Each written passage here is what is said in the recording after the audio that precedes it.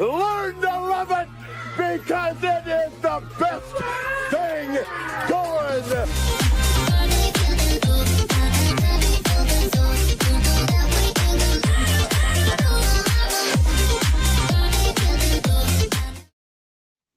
And welcome back to the Boundary Corner podcast, along with my partners, Brian Siegler, Jonathan Talley, and tonight our very special guests, Dwight, Vick, and Grayson Wimbish. I'm Curtis Wilson, and we are brought to you by Moments on the Maury. Looking for a weekend getaway, but still need to make it to Blacksburg for a game? Then Moments on the Maury might be exactly what you are looking for. Owned by a proud Hokie and located just outside Lexington, Virginia, a little over an hour drive from Blacksburg. This place gives you fishing, kayaking, just relaxing by or in the Maury River, right out the back door. Click the QR code up in the upper left-hand corner to take a look at their Airbnb, and also check out Moments on the Maury on their Instagram page. What is going on, gentlemen, this fine Tuesday evening? Man, it's been a weird day. Go on. I mean, it's always a weird day when someone is like iconic as Dolly Parton passes on. So like, oh man, that hurt, man. I got a rep tonight. I mean, I found out in the middle of a conference at work, and so it just awful, man. But what a legend, what a life. 80 years is a great run, and I mean she. It's funny how that news hit every group chat today. And my little brother, he sent me a message and he said that's one of the few famous people who really took their life and made the world a better place. I think we can all agree with that. I firmly believe Dolly Parton loved everyone and truly embodied that until the end. So, I mean, we lost an American icon today. Rest in peace, Dolly Parton. Wow. R.I.P. Yep. Yeah. Yeah, you said it, Grayson. Iconic across every spectrum of entertainment, right? Of course. Like every spectrum, music, TV, movies, all that stuff. And, great songwriter, obviously. I mean, everybody knows at least a few Dolly songs here and there. So, yeah, 100%. Lost an icon today. Like you said, though, 80 years. And to me, one of those people who was put on the earth who did make this world a much better place. Like some of her reading stuff for low-income neighborhoods all over the place, right? Like, yeah. Sign up, get free books to kids. Man, somebody that does that, they got a good heart. So, yep, 100%. I said it today. It's kind of crazy. Like, she is a multi-genre Hall of Famer in music, and that might be the least impressive thing about her. Like, that's saying something. And you left out, how could you forget Curtis? I mean, beyond the music and entertainment, I mean, you got to talk about live entertainment, which is her amusement park. Dollywood. You got to talk about Dollywood too. I mean, so she just a multi-hyphenate of a human being, and just a diva of a woman. Doesn't get better than that. So, I just think it's just important. When people like her pass away, I just think it's important, man, to, like as much as we love Virginia Tech football, Virginia Tech, the university, and Hokie Nation, it's just a reminder, man, to like make sure no matter win or lose in life, man, she left a legacy, right? And you talk about just making sure you appreciate whoever you have in your corner, whoever you have in your village. Like, take a moment. Don't just wait to the eulogy. Like, text people you love, check in on your people. I know I'm real busy, but take some moments every now and then to smell the air and give back, pouring to somebody else. So like I saw it and I was like, damn, like I remember first time I saw Dolly Parton, I was a youngin'. She had some crazy funny movie with Sylvester Stallone. I don't even remember the name of it. You know what I'm saying? Rhinestone. Rhinestone. Rhinestone's hilarious. Dwight Vick pulling out a Rhinestone reference. Never thought that would be coming from here. Yeah. You ain't know I was hip. I'm versatile. I'm diverse. And I mean, I saw it and I was like, damn, because I knew Sylvester Stallone from all the other stuff. And then I seen that movie. She was teaching him how to sing country music. Yeah. You know what I'm saying? But yeah, man, shout out, salute to her and her family, man, and her legacy. I've been on a lot of stuff, from even stuff that impacted my family as far as civil rights. So like people don't realize she was more than an entertainer, and I think it's always cool when you have a platform to give back. That's always going to be me. I always feel like giving back is one of the things that we all have an opportunity to do. You know what I'm saying? So yeah, rest in peace, man. Hey, Shelton. And Shelton has joined us a little bit late. Shelton, you all right, man? Yeah, I was here the whole time.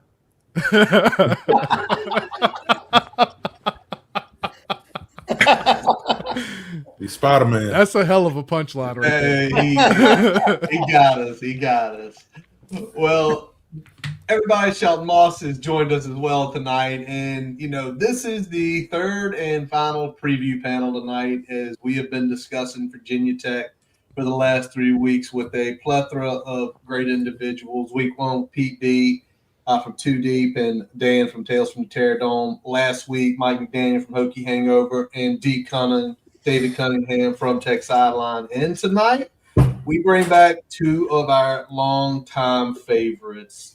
Grayson Wimbish, as far as it goes with the social media world, man, around Virginia Tech and Virginia Tech football, you have absolutely crushed it since day one. It's always great to have you here. Man, from the RVA originally, also ties to me and Brian's hometown. So it's like it always eventually, like, you start talking, it's like, why did you come on? We have such a good time, because it's almost like we're blood.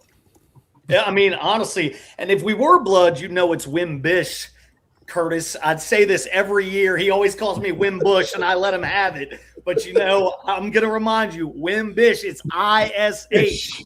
Everybody out there, just so y'all know. But no, Wimbish. I can Bish like bitch. I let Curtis have that. Every time I get on here, it happens, and God bless. I love Curtis. Get that man's name. Well, this is what I can say, Grayson. Curtis screws up everybody's name. It's not just you.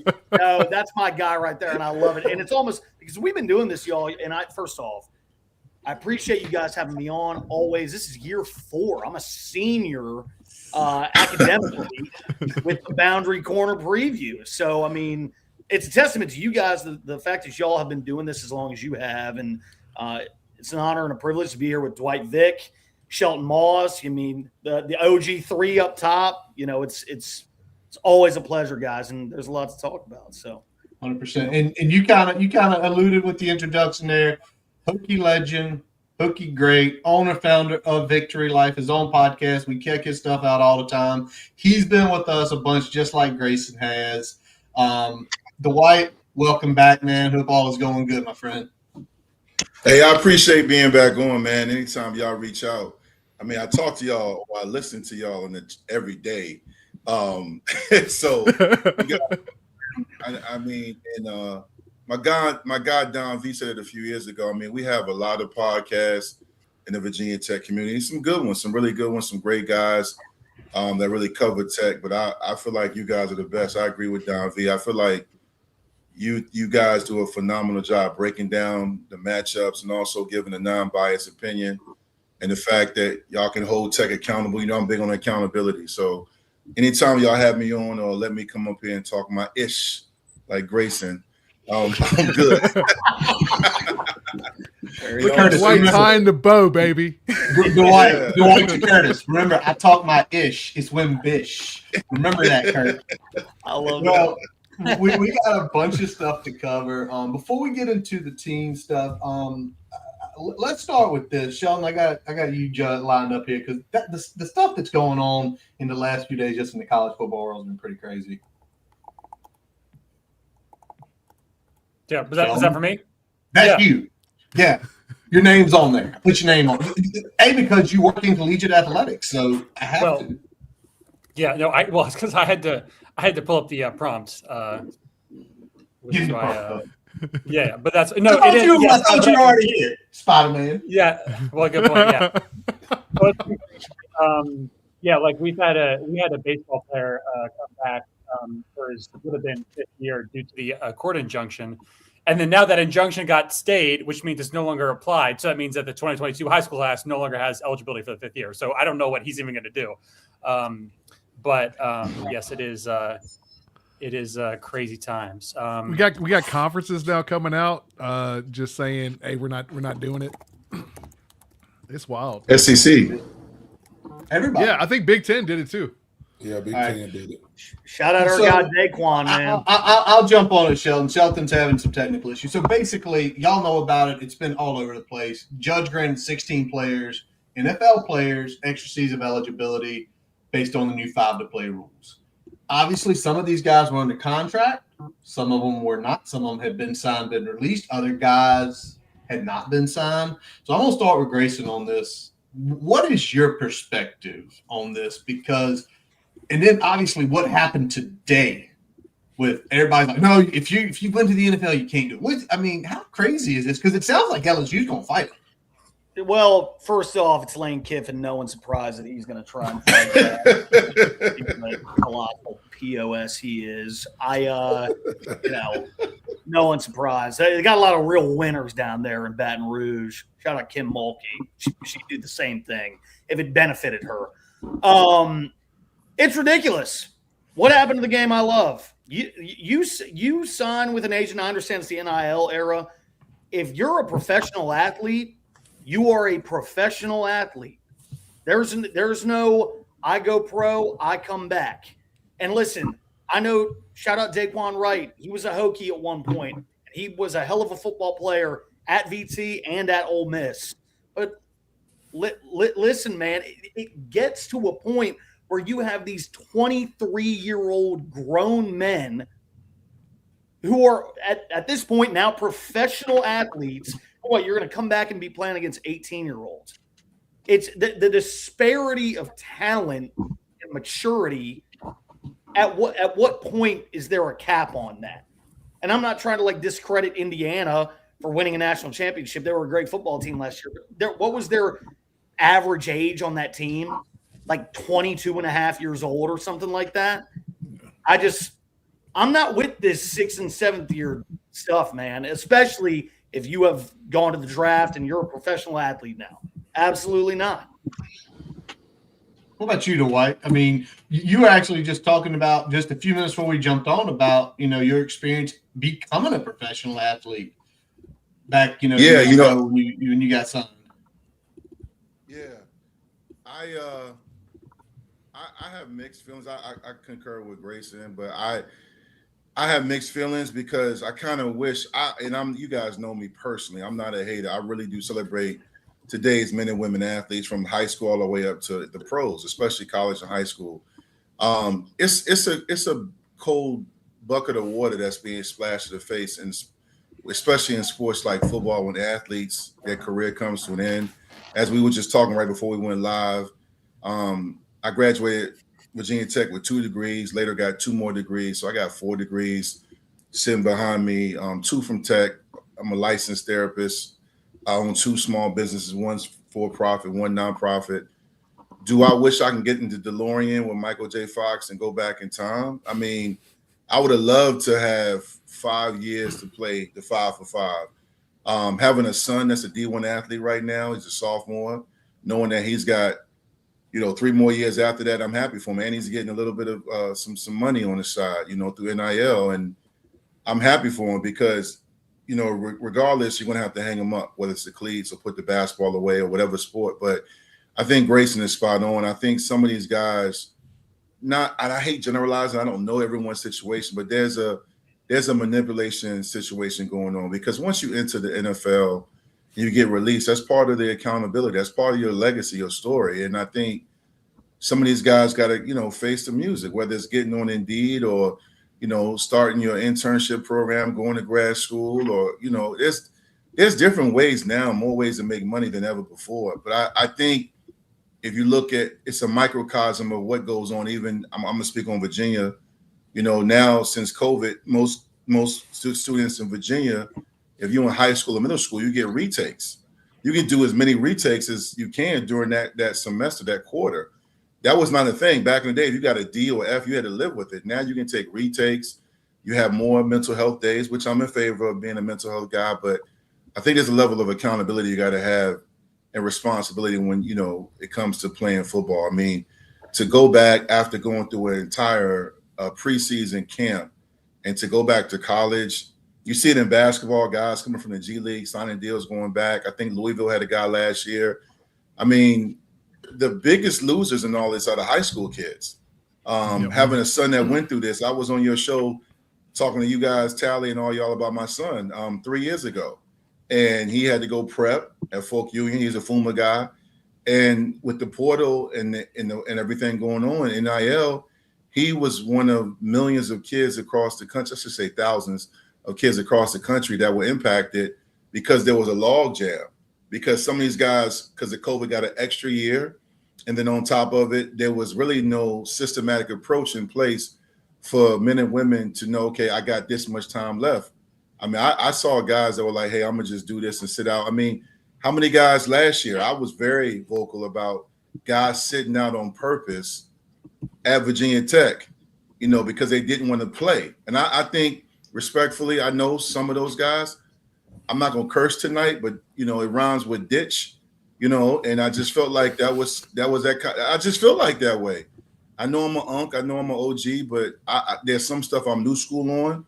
I love the new school, some of the stuff they're getting, but some of the stuff I'm old school on, and Grayson's spot on. Like, it's real. I'm glad that conferences are taking a stand, but I don't know if it was Grayson or it's going to be a loophole. Somebody's going to find a loophole, and it's just wild to me. Every time I wake up, when I look at college football and basketball, there's all these rules, and I'm like, man, this is kind of crazy. It impacts the game. Facts. Yeah, and I mean, you mentioned it there, and one of the problems that we're looking at is that you get these situations where until something is passed at the federal level, and there's still going to be challenges after that, but like right now you've got 50 plus different jurisdictions that you're having to deal with these, potential lawsuits, and everybody's got their own agenda. There's a reason that this lawsuit was filed in Louisiana, just like there was a reason the other one earlier was in Texas. Like, this is how things are going, man. And until we get something where we can at least have everybody's operating under the same rules, even if those rules are getting challenged, like at least then, you're not going to be able to like judge hunt and all this other stuff just to get a favorable situation for a specific university. So, well, Grayson, you must have read the article that CBS, John Talty, Chris Homer wrote about 11 o'clock this morning. Kiffin was encouraging these guys, hey, if you get cut, sue and come play for me. Man, Kippen's a dirty motherfucker. I didn't read that article. I didn't read that article, but going back to square one, knowing who we're dealing with here, I'm not surprised at all, and neither should any of you be. It's the same thing. It's just like, but also it transcends Lane Kiffin. I mean, these conferences have a long history, especially in the NIL era, of doing the thing. Well, even pre-NIL era, that benefit them, and it brings me joy to see like the SEC saying, you know what, no, we're not doing this. And then these other conferences kind of in the Power Four saying, all right, when is enough? When is it still college football? And I mean, ever since the inception of the NIL era, there just has not been enough regulations because it all happens so fast. And you got kids like Carson Beck out here in their 10th year of college, playing quarterback for Miami. Not really. He was like a 7th year senior though, but that's ridiculous. Yeah. Like that's just insane. Yeah. I got a group chat with a ton of former players that played in the 2000s and late 90s. And I mean, some of your favorite household names from Tech, and we joke and we're not hating, but we just joke about it. We had these opportunities when we played, like someone like myself who signed with the Ravens as a free agent. I mean, if I had 2 more years, first of all, Mike, head coach in Norfolk State, my cousin Mike and I talk about one of our biggest regrets was us not being able to play together. Because my last year was his redshirt year, and Al Clark was a starter, and then Dave Meyer backed him up. So just having that 1 year to be able to play against Florida State in the national championship game. Now, my ego was saying if I played, we win that. But then again, Tyrone Stiff and Ricky Hall got injured. But I'm just saying, like, to be able to play against Chris Winkie on the biggest stage in college football would have been crazy. But that's not how it was then. It is what it is. It's history. But these, I just hope these kids, and maybe because I'm big on legacy, I just hope these young men, they're not kids, these young men and all these coaches who are manipulating the situation understand that what are you going to do when it's over? Because, you know, as I mentioned, it was a transitional period for me where I went through a depression, and a lot of guys go through that, and also an adjustment. I mean, my wife is from Northern Virginia, the DMV, where I've been living up here for 26 years.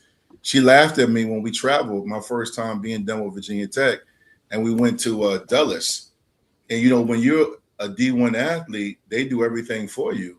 And I remember I got out the truck or whatever, and I just dropped my bag. She was like, "The hell you doing?" I said, "Yo, somebody got to take that shit, right?" She was like, "No, we got to go check it in and all." I was like, "Oh, I won't.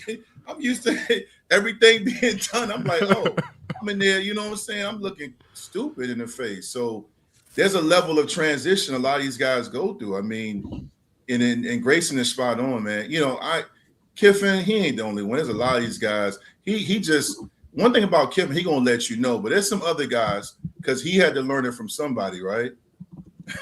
somebody had to tell him in his orbit. He is not smart enough to probably figure it out that they could have challenged it and like go to that judge, take more than just the kids I need, and it's all gonna work out. What's the saying? Takes one to know one, right?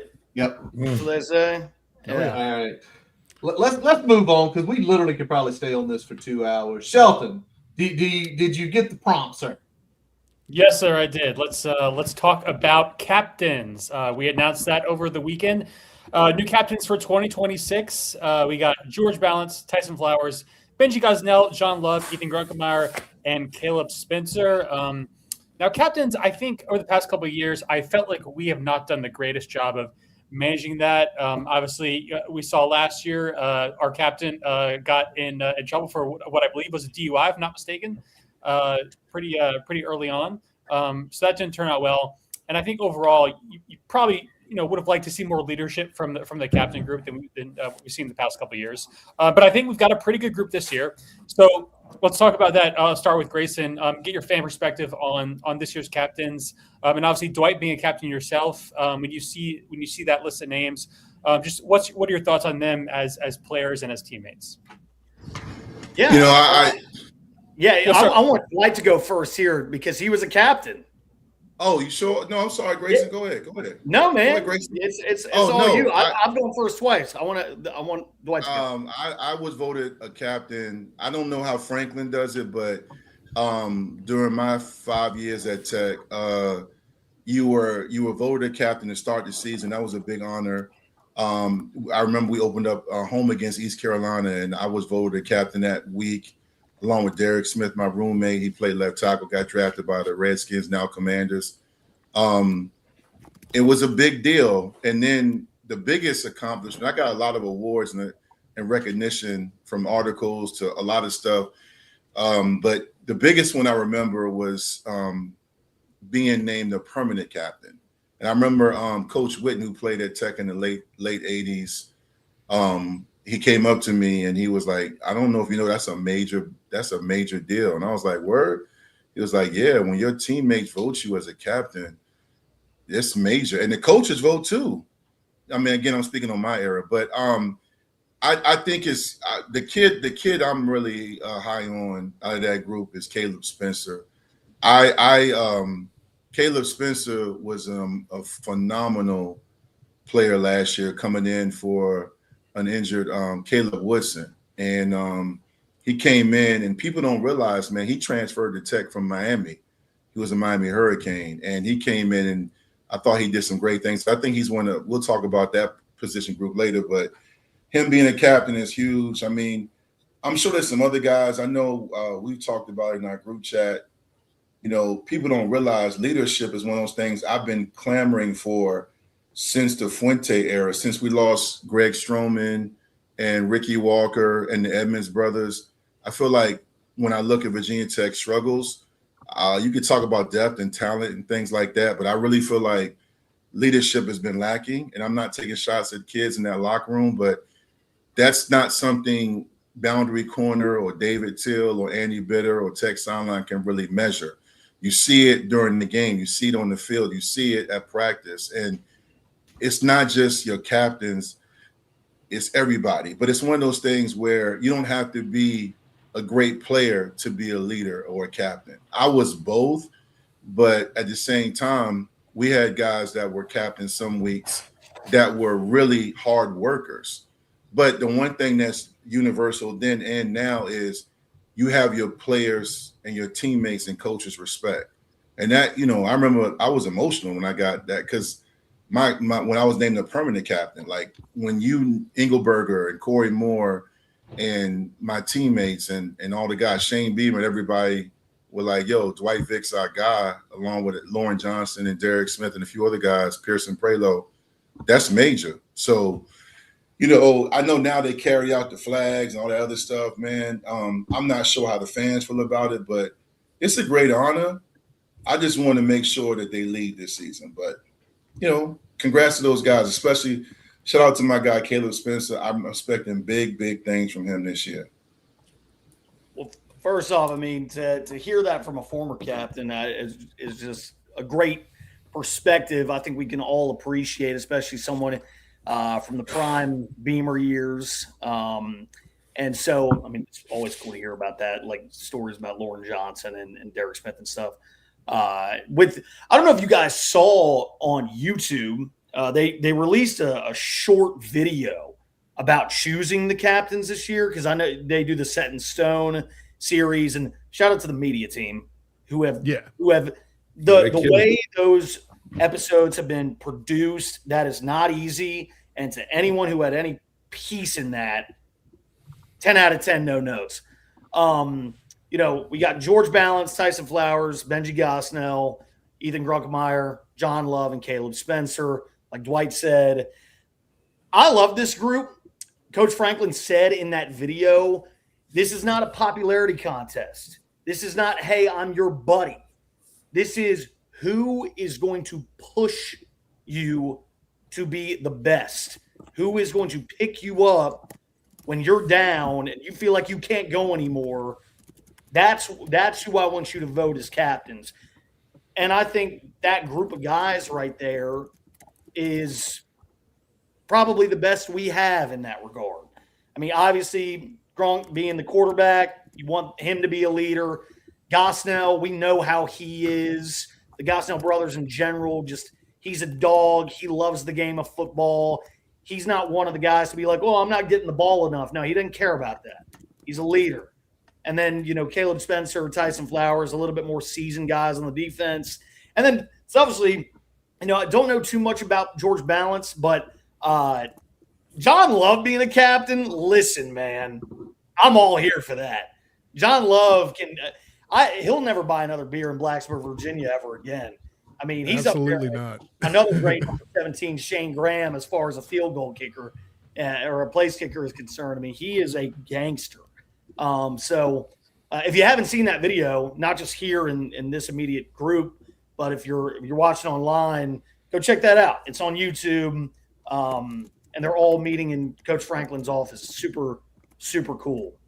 Yeah, they did such a good job with that. And I mean, you said it about John Love. He's definitely put himself easily on the Mount Rushmore of Hokie specialist of all time. I mean, it's AOB. Really hey, that's a major statement you just said, because as you said that, I started thinking about Shane Graham and I'm having a moment. But anyway, you get my point. Like, I'm not disagreeing with you. Joey slides in there. Vinny Keep going, Burns. no, keep going. You can land your plane. I just was like, I got excited. I'm like, that's because you talking about. I think he could cement it with a good year this year, but he's already in that conversation for Rushmore. I'm in agreement. I'm in agreement with Yeah. you. I'm just saying that's major. And that's saying something, and he's still got some work left to do. Yeah. You know, and Dwight, you nailed the point earlier. You know, when we think about captains, like you love it when your captain is also a star player, but not every captain is going to be a star player. Some guys are just going to be guys that do the work, do it the right way, and know how to say and do the right things on the practice field and on game day that get the guys going in the right direction. And that's what being a captain is all about. Yeah, and that's what I was gonna say, because you know me, I like to start trouble a little bit. So I was messing with people like, man, what y'all think about Tyson Flowers being a captain? And he been getting burnt all off season. You know what I'm saying? Like, I just like to cause chaos. But honestly, man, like when I played ball, I was not the captain guy. Like, they was trying to push the role on me, and I was like, dude, I am not that. I hated going out before. Like, I had my routine. My mom sit on the opposite side. This is high school. My mom sit on the opposite side of the field, because when we redid our stadium, our visitor sideline or our visitor seats were like made out of rock, or you know what I'm saying? It was like stone. And then the new ones was like the new metal ones. She was like, I don't like sitting over there.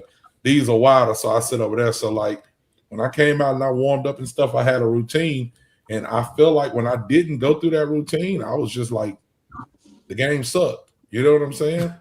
And sometimes there are some guys that are just not, they are the best player on the team. They're just not captain material, or they don't want to be that. You know what I'm saying? I remember one time I went out and did a coin toss and almost got kicked out of the game before the game started. Like, I'm talking crazy. As soon as I walk out there, you know what I'm saying? I don't want to shake your hand. You know, I'm just stuff you're not supposed to do that I see kids doing, and people are, oh, I like stuff like that. I like when they don't want to shake hands. I like when they talking about their mama and stuff. But you can't do that as a team captain, right? That's not what, especially where we are. You know what I'm saying? Like I'm 40 years old, so it wasn't cameras out there like that when I was playing. But now it's a camera everywhere. So if you walk out there and say you ain't gonna shake somebody's hand, it's probably gonna cause some chaos. So in my mind, I was just thinking like, and this is no shade to him. I'm sure he's not that, but I'm just like, why wouldn't Kamari Copeland be a captain right there? Or why wouldn't Aiden Green or something? But I mean, we don't know. I mean, they're looking for certain stuff. And like Grayson said, when I went and watched that clip, you know, it was voted on by the players. And sometimes that's just, this guy shows up and does things how the coaches want it done. I don't even want to say the right way, because I'm not a right way kind of guy either. But you got to do it the way the coaches want, especially when you're building. So I think that that's why those guys are in that role that they're in. And I'm just hoping that it goes into the season where I see some of those guys either leading by example on the field or talking some guys up off the field when some things go awry. So, because you're going to hit adversity, right? Yep. And you want your captains to step up and be the voice of reason, kind of like I am for Dwight after the games, right? Well, the voice of reason. To that point, you know, you think about a famous interview of Marshawn Beast Mode Lynch, and he's talking to Deion Sanders, and he says, "You don't like all the noise, do you?" He goes, "I'm just about that action, boss." And he's just, there are some players, that's how they are. Yep. They're not there to, you know, lead. They're going to put that helmet on. They're going to go to work, and that's what they want to do. And I think, we saw that comment that just came up. Let's talk about who isn't a captain. I think Aiden Green probably sticks out to a lot of people, but to me, Aiden Green is the kind of guy who's like, I'm not on any of that. I'm out here trying to score touchdowns. And maybe the Hulk is the same way. He's like, I'm not on any of that. I don't want to carry the flags out. I want to sack the quarterback. That's what I want to do. Yep. And it's what you said, Tally. Routine is what you want. Because Dwight, you sat in a room with a lot of guys. I was looking back through some of the captains, and some names aren't there. Go back and look. in the last 30 years of Virginia Tech, there are some names that are not captains. And it's to your point, Tally, maybe it's what they like to do before the game, and that's not part of their routine. And it's who you are personality-wise. If you're not personality-wise driven to be a leader, you shouldn't be the leader. You should not be the captain, because who knows? You might be the guy that goes and hits somebody in the face. And that's, as Callie just said, that's not captain material. You can't punch people in the face because you are looked at as the leader. Are we all supposed to punch each other in the faces when somebody screws up an assignment? No, we're not supposed to do that. Well, you're right. And you're right, Curtis. So I would just add too, no matter what level of football you play on, or even if you play other sports, but especially a violent sport like football, there's roles and characters on the team. Like, you got your goons, you got guys that are about that action, that are like, yo, just tell me what time we play and I'll be there. Like, you look at the X-Men. Wolverine ain't gonna be your captain, your leader. He's there, Wolverine's there to slice you up. You know what I'm saying? We're there to calm him down. So, like, at the end of the day, you look at some of the guys that were captains with me, I'm not surprised they're doing what they're doing. You look at Lauren Johnson, 5-time state championship coach, probably have a chance to get a 6th one this year. One of the best leaders in VHSL history. Derek Smith, a guy drafted by the Redskins, as I mentioned earlier. He's the O-line coach at Freedom South Riding here in Loudoun County in Northern Virginia, where I'm at. Pearson Prelo, Greg Williams, the former NFL defensive coordinator, said Pearson Prelo is the smartest coach I've ever coached. And he also was a great coach here, a great player.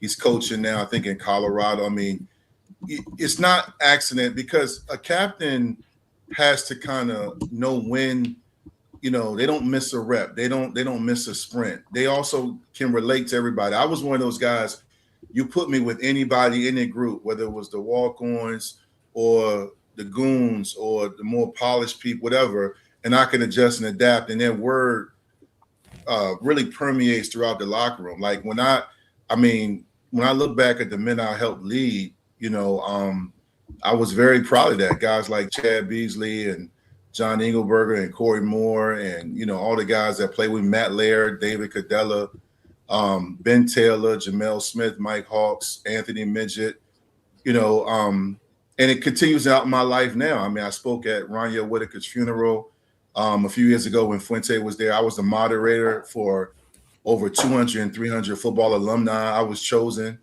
That's a great honor I carry, but everyone's not able to do that, because it's not about being able to speak well. You just have to have a skill set. And some guys, it's okay. Like, whether you talk about in corporate America, we need some people to have a different role versus some people being the face of the program or the spokesperson. Because everybody, when they know their role, it works like a well-oiled machine. And I think some of these guys that I don't know all of them personally, but when I look at guys like I mentioned earlier, Caleb, guys now, I feel like they got it right. And I feel like, to me, it feels good having guys I feel like are leaders versus in some other seasons, I felt like they were planted. I feel like these guys really stand on business. And again, we'll know, as I think Tally or Brian said, we'll know when we go on the road, whether it's at Maryland or BC or wherever against Pitt, and you'll watch the body language, you'll watch them on the sideline. One of my favorite leaders, and he never really said much, was a kid named Cody Grimm. Cody Grimm was a great leader. I mean, and he didn't do a lot of talking. He talked with his pads. He made game-winning plays. Tyrod Taylor was a phenomenal leader. Those guys followed him. When Virginia Tech was 0-2 after losing to Boise State and JMU, he led a players-only meeting, and they galvanized the season. And, they went on and won 10 straight, including the ACC Conference Championship. And there's other guys like that. And that's what leadership is. And final point, everyone's not meant to be a leader. That's kind of what you guys have been saying. Some guys are just going to go out there and play, and that's fine. Like, I hate, and I've been on some teams. It's one of those things when you can tell when somebody is not meant or should not do a pregame speech or talk, because it throws the whole mood off. It's just like, come on, guys. I've been there. I've been there. He was like, hey. Shut your ass. It's always funny. It's funny when, like, that one person, like, just steps up out of nowhere and says, and you're like, what were you trying to do there? What were you even trying to do? What were you trying to accomplish? Like, whatever you were trying for, the opposite happened. We know, right. Well, moving on to the next point, we are definitely wanting the offensive line. We know what we want them to accomplish. James Franklin kept Matt Moore on, so we wouldn't have 3 coaches in 3 years for the offensive line. I guess I'll start with Dwight on this just because he played offensive line. What's your confidence that they improved that room this year compared to last year? I didn't get a chance. Did we do a spring game? I don't even remember. I'm getting old. I didn't get a chance. I probably had a former player or fan record. I made it to like 17 straight spring games after I was done. I loved it. It was a reunion. It was good to see the new guys, new faces, the new generation, so to speak. I've been on the O-line group for a long time now, since, Darius Shaw and those guys left. I feel like we spent too much time talking about drones and what he made in NIL and the receivers, when anyone that knows the game, you have to have the LOS, which is a line of scrimmage. The offensive, defensive line have to set the tone for your football program. If you look at all the teams that made the college football playoff last year, it starts up front. When Miami came into Lane Stadium last year, I was texting Tally and those guys. I said, look at their right and left tackles. They look like transformers. And I'm like, they just looked like it was a difference. And they were mean and they were nasty. My issue with Virginia Tech is this, Tally, and the rest of you guys. In previous seasons, an offensive line has to be competent. We have BU know this, Brian. We have to act on one accord. Even if I'm locking my man up, I've seen this when I used to watch tape. I'm locking my man up and I turn like, what happened? Or like me and Derek, we pass off a stunt, a twist, and we got it locked in. But the rest of the line, they missed a weak side blitz, right? And then we have to be on one accord. And it was too much. Drone can't read defenses. He can't make the throw. I'm like, did you see the pressure? I'm going to tell you when it was really bad for me last year. ODU, and they had a kid named Trinidad who was really good. ODU came into Lane Stadium and set the tone and pushed our offensive line around. It was embarrassing. And everybody kept saying, but drones. I'm like, look at the O-line. And I'm telling you, we get fixated on quarterbacks. So to kind of finish my point and let Grayson cook some, I feel better because they've gotten some depth. They look the part right now. They're passing the eye test. I'm not going to measure them against VMI. I expect them to maul VMI. I want to see how they handle ODU in Maryland and Boston College to start the season. And if they do well there, the biggest litmus test in the early part of the season will be a nasty Pitt defense that will be better than what we expect, because Pitt brings the fight to you. And I just want to see our O-line fight. There were times I would see, drones or our running backs get pushed to the ground and the O-line would just stand there. I'm like, listen, man, y'all got to take this personal. But from a schematic situation, we really a lot of times wet the bed when it came to blitz pickup, moving the pocket, getting to the second level. A lot of times we would have false steps, which means, if you're going a certain way, you take the right step, the right angle, you step down and block inside. If the linebacker's coming in, the biggest egregious error we saw in recent years was at Miami when Pry called the fake field goal and the tackle went here and the guy right through the middle. And I'm yelling at the screen. He didn't block down. You learned that in 4th grade. You block down. And I'm like, but again, everybody's like, oh, we got an O-line coach. We don't, because if he's not doing that, they're not being taught. So to me, I want to see how they're being taught. I want to see how well, they can really move the pocket and set the tone of the line of scrimmage and pick up blitzes. Like, we had a period at Tech when I was there every week. We went over blitz pickup for 30 minutes. And it's important because there were times, going back to when Bowen was the OC, I remember I used to sometimes live tweet. I didn't always do it, but sometimes I would. And I would say, that's actually a good play. And fans would get in my mentions. What game are you watching, Vic? I can't. I'm like, no, listen to me. Look at the backside guard and tackle. They didn't. But again, I know I'm talking, trigonometry to some of y'all, but that's what I'm talking about. So I feel more confident because I feel like, and this is going to sound really simplistic, I feel like Franklin's going to demand more of his coaches. I think, I think it starts with him. I think he's going to demand more. And I think the O-line, from what I've seen and what I've heard, because I got some friends on the staff, they are going to be better this year. And sometimes as Tech fans, it was fool's gold, because if you have a guy that's a mobile quarterback, or if you have a running back like Tootin that can make guys miss, it may seem like the blocking is better than what it is. So, again, I'm hopeful, but I do feel like we're in a better situation depth-wise. And I know the O-line coach is now in his second year, right? Yep. So we'll see. But I feel better, Tally. I feel better about it. But I'm a show me guy. So we'll see. VMI, we should be able to move them around. But then when we get into like ODU, that'll be a bigger test for them, not me. I'm done.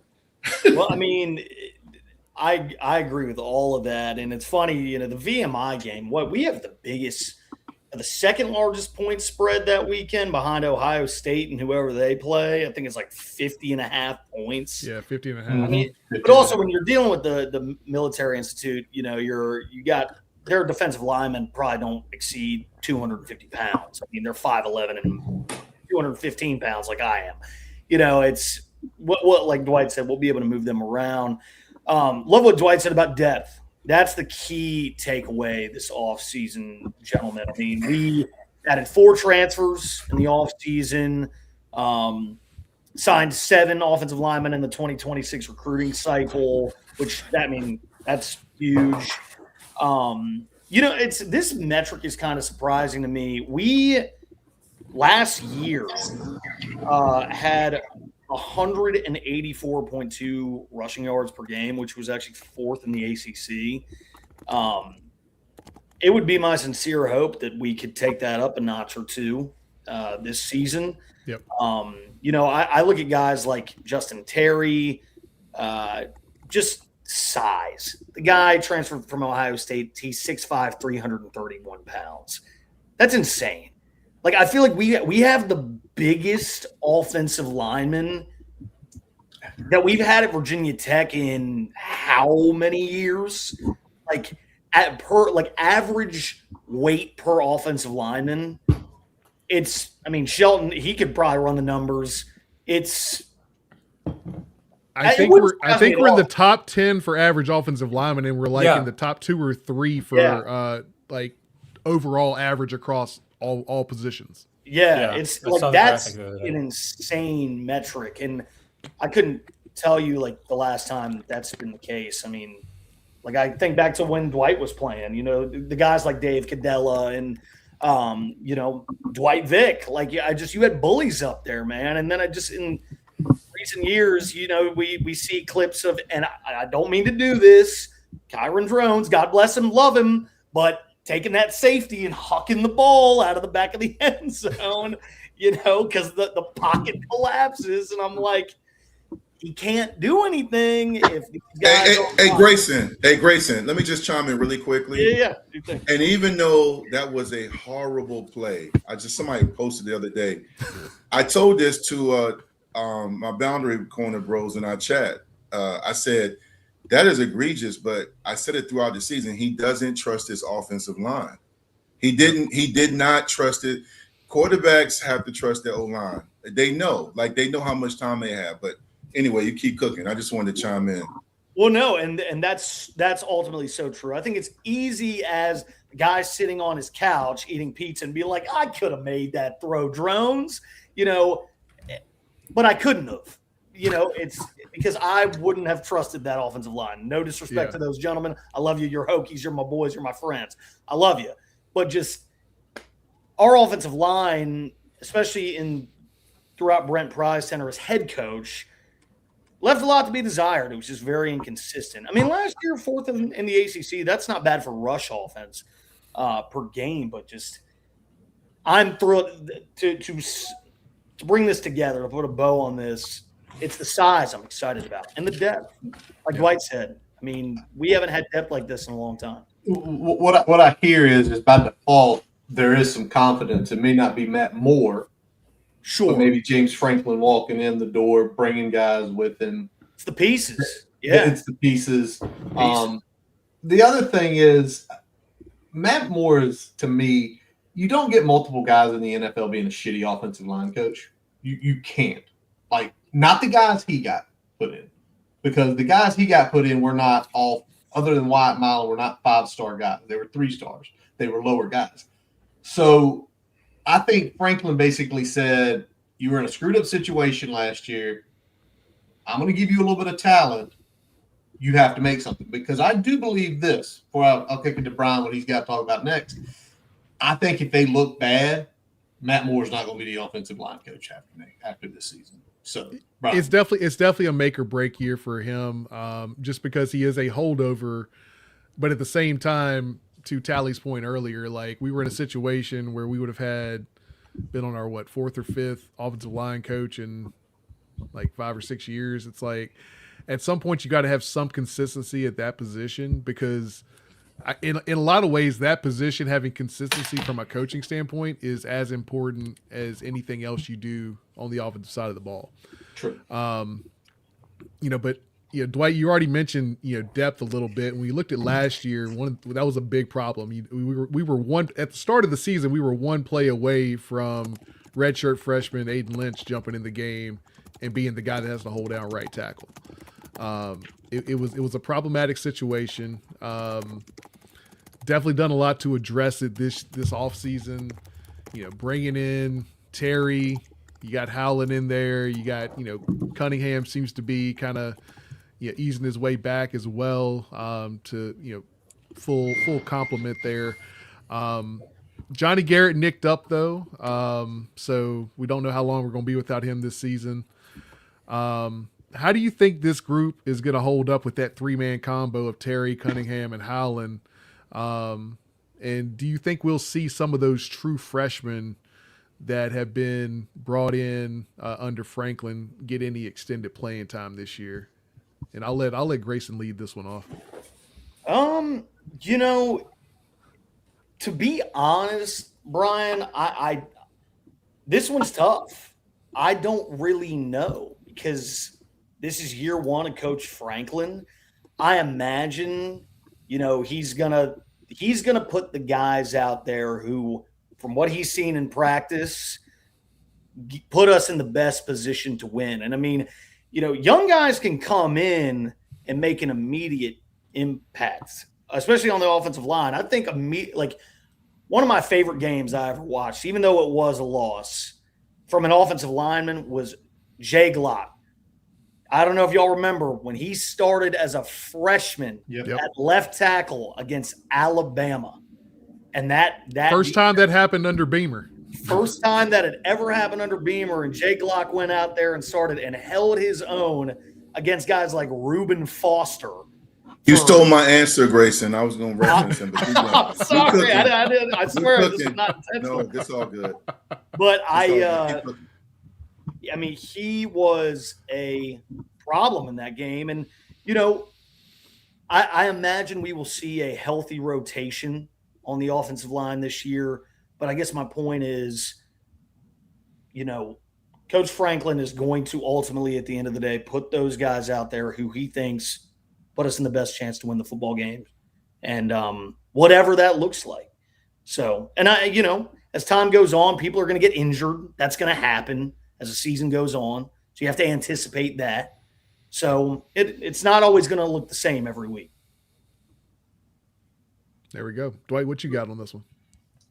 He took my Jay Glock comparison. But I will also say, too, a trend I've seen with the portal and also with more young men coming into D1 level college football is that compared to my era, they're more physically ready to play than back in the day. I think with the training regimen and what you see now with a lot of old linemen, I think I've always felt it's one of the toughest positions to recruit because if your district or your conference in high school isn't good, then how good are you, right? I've seen guys rated high 3 or high 4 stars, and they get to whether it's the Big Ten or even the MEAC, an HBCU type deal, they're not ready to play.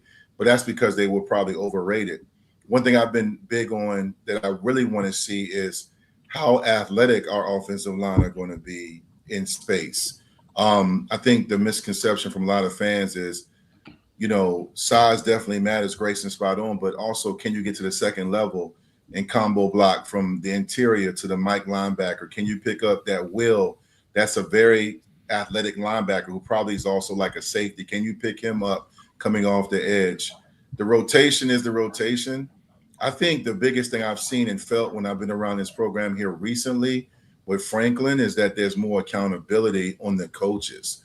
I felt like there were, in the recent seasons, they were just going out there and the message to the fans was, we're going to just do this because we don't have any depth. And you were like, I kept screaming in the Twitter spaces after the wins and losses on Tally's platform was to play the younger guys. I kept saying, why do you sign these guys and you're not playing them? Like, especially when you're up in a few games. And it wasn't a lot of times we were up, but in some of the games we had maybe a 2-touchdown lead. The one thing we did back when I played, even when I was a redshirt freshman, is if we were up maybe, let's say 17-3, I got in for a couple of series just to get my feet wet. And that's another thing you can do to kind of scheme and prepare for the unforeseen injury. You got to get some guys in. Jonathan McLaughlin ended up being a legendary tackle for Virginia Tech. You don't just get those, but at the same time, Dwayne Brown, who's one of the best offensive linemen in Virginia Tech history, was converted from tight end to tackle. Now, we haven't done a lot of that here in the modern era, but he was an athletic lineman that used to be a tight end. So one thing I know that's answering a different question, but it's also tied into what I'd like to see this year is more athletic offensive linemen being able to get out in space. Just think back to last year, and it happens at every team and every game, but I always felt and held my breath when there was a big play because I'm like, okay, who was a legal man downfield? Who got called for holding? Because it was always the IQ piece, right? And that's the accountability I feel that's here now versus before. I saw the video you guys were talking about. I was late to the party when Franklin, they had the YouTube show, and he stopped it because the guys were fighting. And he said, you guys are being tough guys. And he was calling them out. He said, but you're not really tough guys. I'm paraphrasing, because you're not doing it in between the whistle. You're doing it after the fact. And I love that because too many times I felt like Virginia Tech in recent years was a team full of sugar thugs. They were sweet. They were just, it was a lot of, because sugar thugs, it's a lot of talk on Twitter. It's a lot of chatter. You guys keep talking about what y'all going to do. You know what I'm saying? But ain't nothing going to happen. One of the best examples of that was Fuente's last couple of years when we played Kentucky. And, we had a player get punched in the face before the game. Man, listen, that game would have been canceled during my era. You would have whipped his ass. We would have been fighting. I'm telling you, man. He would have not saw the field. Yeah, and we would have, man, it would have been a fight. It would have been like, go to commercial, Jim, go to commercial. It would have been over. You know what I'm saying? So, but anyway, I'm rambling, B. I'm rambling, but you get my point. Like, the rotation aside, another thing, one last point. You got a scheme too, right? I hope this year it feels like you're going to see a lot of 21 personnel, more under center, some different plays. I thought, what's the OC that was here during Fuente's era? Brad Cornelsen. Brad Cornelsen, to his credit, did a really good job scheming with the personnel groups he had. There was a lot of eye candy, a lot of misdirection, and I feel like you have to adjust to your personnel. We talked about that when we realized, and a lot of us realized before the OC did, that Drones was not a pocket passer. He was more of an RPO. I felt last year, the interim coach that was the OC that took over when Pride got fired, he never adjusted his scheme not only to Drones, but to his offensive line. You out there going pass happy. You got Dawkins and the other running backs run the ball. The only time he did that, NC State game on the road. He played to his personnel strength. That's scheming. Part of helping your offensive line out is also scheming to their strengths. Some guys are not, Brian, you know this just like I do. Some guys are not good in pass pro. They can't block an ice cream cone. So basically, let's do some runs, some misdirections, running away from that side. That's scheming. That's coaching. You know, so that you got to help those guys out too. Hand up. Pass pro was not my favorite thing. I'm gonna drive you off the ball. I'm gonna get to the second level, but these short arms are gonna struggle in pass pro, man. I'm just gonna let you know. But that man loved the screen. Hey, let me get out there and move a little bit. Yeah, he did. We're good. I'm just saying, you got to play like you're saying, Dwight. You got to play to the strengths. I think one of the other, we brought Brad Cornelson up here. The scheme was never the problem with Brad. It was the situational play calling that was the problem with Brad. Situational play call, just throw it in the trash. But I mean, to your point, when you look at what we're doing from a depth perspective and kind of where things are going, I think you were right in that we haven't done a good job of playing to the strengths of the personnel and offense. Even before Monty last year, I think there were times where under Tebow we tried to make Drone something he wasn't. Can't do that. I think we when you have only 2 reliable tackles on your whole team and one's injured, and you're still calling dropbacks the rest of the year with a quarterback that, despite the offensive line, was already having some game time decision making problems. You exacerbate that with an offensive line that struggles in pass pro, especially at the tackle position.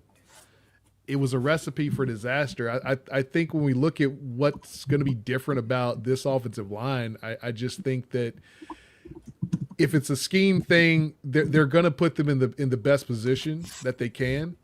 And when it's more of this guy's just not getting it done, I think there's going to be the accountability to, once you've seen it enough, you got to get somebody else in there and see what they can do, because it's only going to be so long before you can take mediocre or worse play before you got to try something different.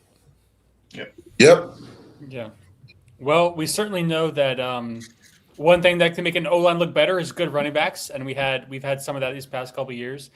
Despite the struggles on the O-line last year, our 3 tailbacks in 2025 averaged 6 yards per carry. Now we've got Jeffrey Overton and Marcellus Hawkins returning for this year. And obviously hoping that we can get the running back room like Hokie running back rooms of old. So I'll start with Grayson on this one, then go to Dwight. Do you kind of see this being like a 1A, 1B type of situation with Overton and Hawkins, or do you think that one of those guys can kind of become the workhorse and be the number one?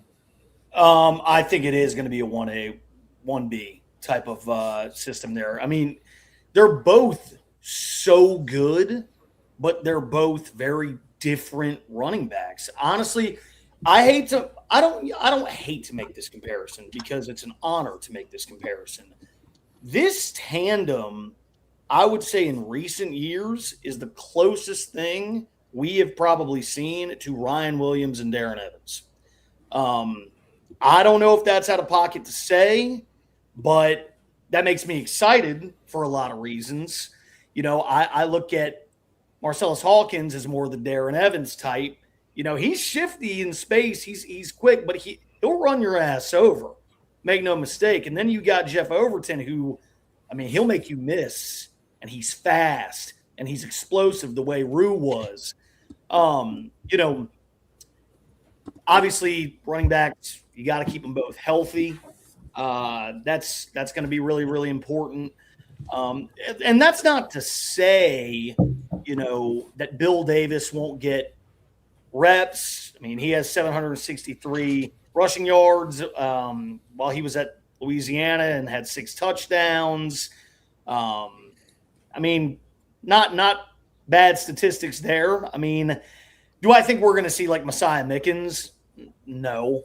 That's just me being honest. When you have Overton and Hawkins, who are 2 seasoned backs. Like, I don't think Franklin's the type to. I mean, he didn't do it with Devin Ford at Penn State. Should have come to Tech, kid, but I digress. Whatever. Should have come to VT. Hey, Could have been now, Grayson, I will say again, it's all preseason stuff, but apparently Bill Davis has been hurt or been banged up. So I think okay. Franklin came out and said, I think Franklin came out and said that Tyler Mason and Mickens was kind of battling for that 3 spot right now. Is that right? All right, so maybe we will see. Maybe we will see Mickens. I think we might see Mickens on special teams if we don't see him anywhere else. That's completely fair. And who was it? We had a younger back out there on the kick return team who probably shouldn't have been out there from an injury perspective a couple of years ago. The name is escaping me, but I digress. Bottom line is, I think Shelton, yes, it will be a 1A, 1B type of offense with those two. And I'm stoked. I hope it's like Evans and Williams. Very much so. Yeah. Dwight, I want to hear Dwight's opinion on this. So I've known you guys know this. I know, Brian, you and I do Big Dog Sports Talk. I go on Thursday morning, you go on early in the week. And I saw the segment when you guys were talking, and Jeffrey Overton Jr. is on deck to be one of my biggest I told you so's. I told people about Greg Stroman. I told people about Mike Vick. I told people about Eddie Royal, and they all proved me. I told people about Ryan Williams. He went to my wife's high school here where I live in Northern Virginia. He went to Stonewall Jackson. Jeffrey Overton Jr. is elite. And he was Gatorade Player of the Year, I think, back-to-back years in Virginia for a reason. We didn't really get to see the best of him because of that situation at Hayfield High School up here in Alexandria. They didn't go to the playoffs that year, but he's one of the most dynamic running backs I've seen. And you think about Virginia Tech, you throw in Khalil Herbert and Tootin and Ken Oxendine, Dwayne Thomas. We've had a lot of tandems, Darren Evans, Ryan Williams, David Wilson. I even wrote some down, Cedric Humes and Mike Emo. They were huge. Lee Suggs and Kevin Jones might be the best of all time. Right, the Untouchables. So when I think of Jeffrey Overton Jr., I think of big pencil energy. Big pencil energy. I'm talking about that big. You can laugh. You guys can laugh. Feel free. Big pencil energy is meaning big play capability. And he is a dog. I coached against him. I'm holding on to some nostalgia because I saw him. I know his dad. I know his uncle. They're coaching at the great St. James up here in Northern Virginia, up in Springfield, Alexandria area. And I like Hawkins a lot. And I think when you look at the state of college football now and the way running backs are used, you can't just have – this isn't the days of John Riggins. You just can't have one guy getting all the carries. We saw that one game. I was pissed off when we played Georgia Tech without their star quarterback. And I kept tweeting, we got to have another guy like Pearson Prelow's son get more touches because we're using Tootin too much. And what do? We're up 21-6 or 21-9, and Tootin stays in the game. We already have the game won, and he gets hurt. So to me, as much as I love Jeffrey Overton Jr., as the kids say, I'm glazing him or whatever, the truth of the matter is that Hawkins has to be there, and he's not going to just be a contributor. As I mentioned some of the names of the past, having those tandems and having even 3 backs is crucial. The ACC may not be viewed as the Big Ten or the SEC, but it's still a damn Power 4 conference. And when you're playing SMU, you're playing UVA, and you're playing Miami, down the stretch, when you start bringing out those black bubble coats, those maroon and orange hoodies and black, you're going to need some depth. You're going to need somebody that can run the ball on short yardage as well as milk the clock when you're on the road. If Virginia Tech's up on SMU in the fourth quarter, 27-24, and you're on the plus side of the field, you're going to need to get some runs. And it can't just be Jeff Overton right, Jeff Overton left. You got to know how to use that. And the great thing about this is, that's what I mean about scheming for your offensive line. Those guys, if scheme right, will help the offensive line look good and the running backs. And you can also use that to transition over to your play action game. out of 21 and 22 personnel. So again, these are the things that I think big picture will bode well for us. And as much as we love Khalil Herbert, he was a great pickup, and Tootin was amazing. Both became legendary backs for Virginia Tech. I felt like sometimes it was too much put on both those guys. And that's why I mentioned scheme as far as the OC, because you can have a real nice Cadillac. You can even have a nice woman on your arm. But eventually, you got to try some new positions.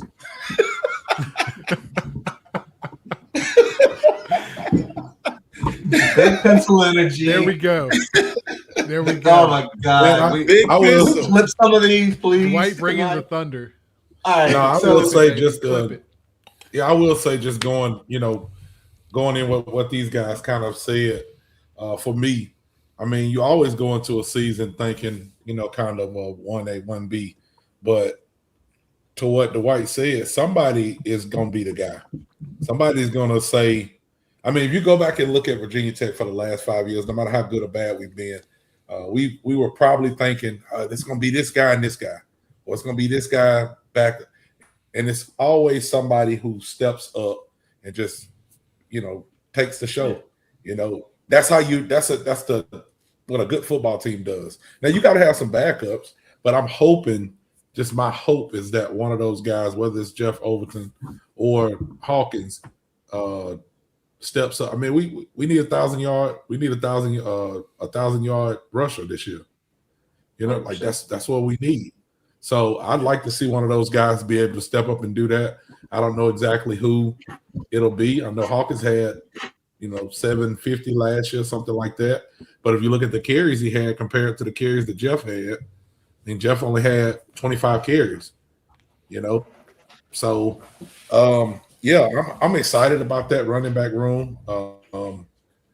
I think it's going to be a little bit different than what we have kind of seen, because another thing in the last couple of years is our quarterback had a lot of carries. Sure. Even, going back to Hooker, going back to Drones, going back to Burmeister, all of those quarterbacks took a lot of carries from running backs. I don't think we see that this year. That's not the kind of quarterback that Bronkemeyer is. Mhm. So who, even more than those two, where do those carries go? Because I think Kyron had like 170 carries. Yeah, he led the team last in year. attempts Before. last year. He led the team. So where do those carries Crazy. go? Right, and it's like Dwight said, you got to be building some depth. Where do those carries go with that? And I think Curtis was going to jump in here and say something. Well, I want to jump in. You mentioned Bill Davis. He did come over. I don't know if he said he was injured. He just said Tyler Mason and Messiah Mickens are battling.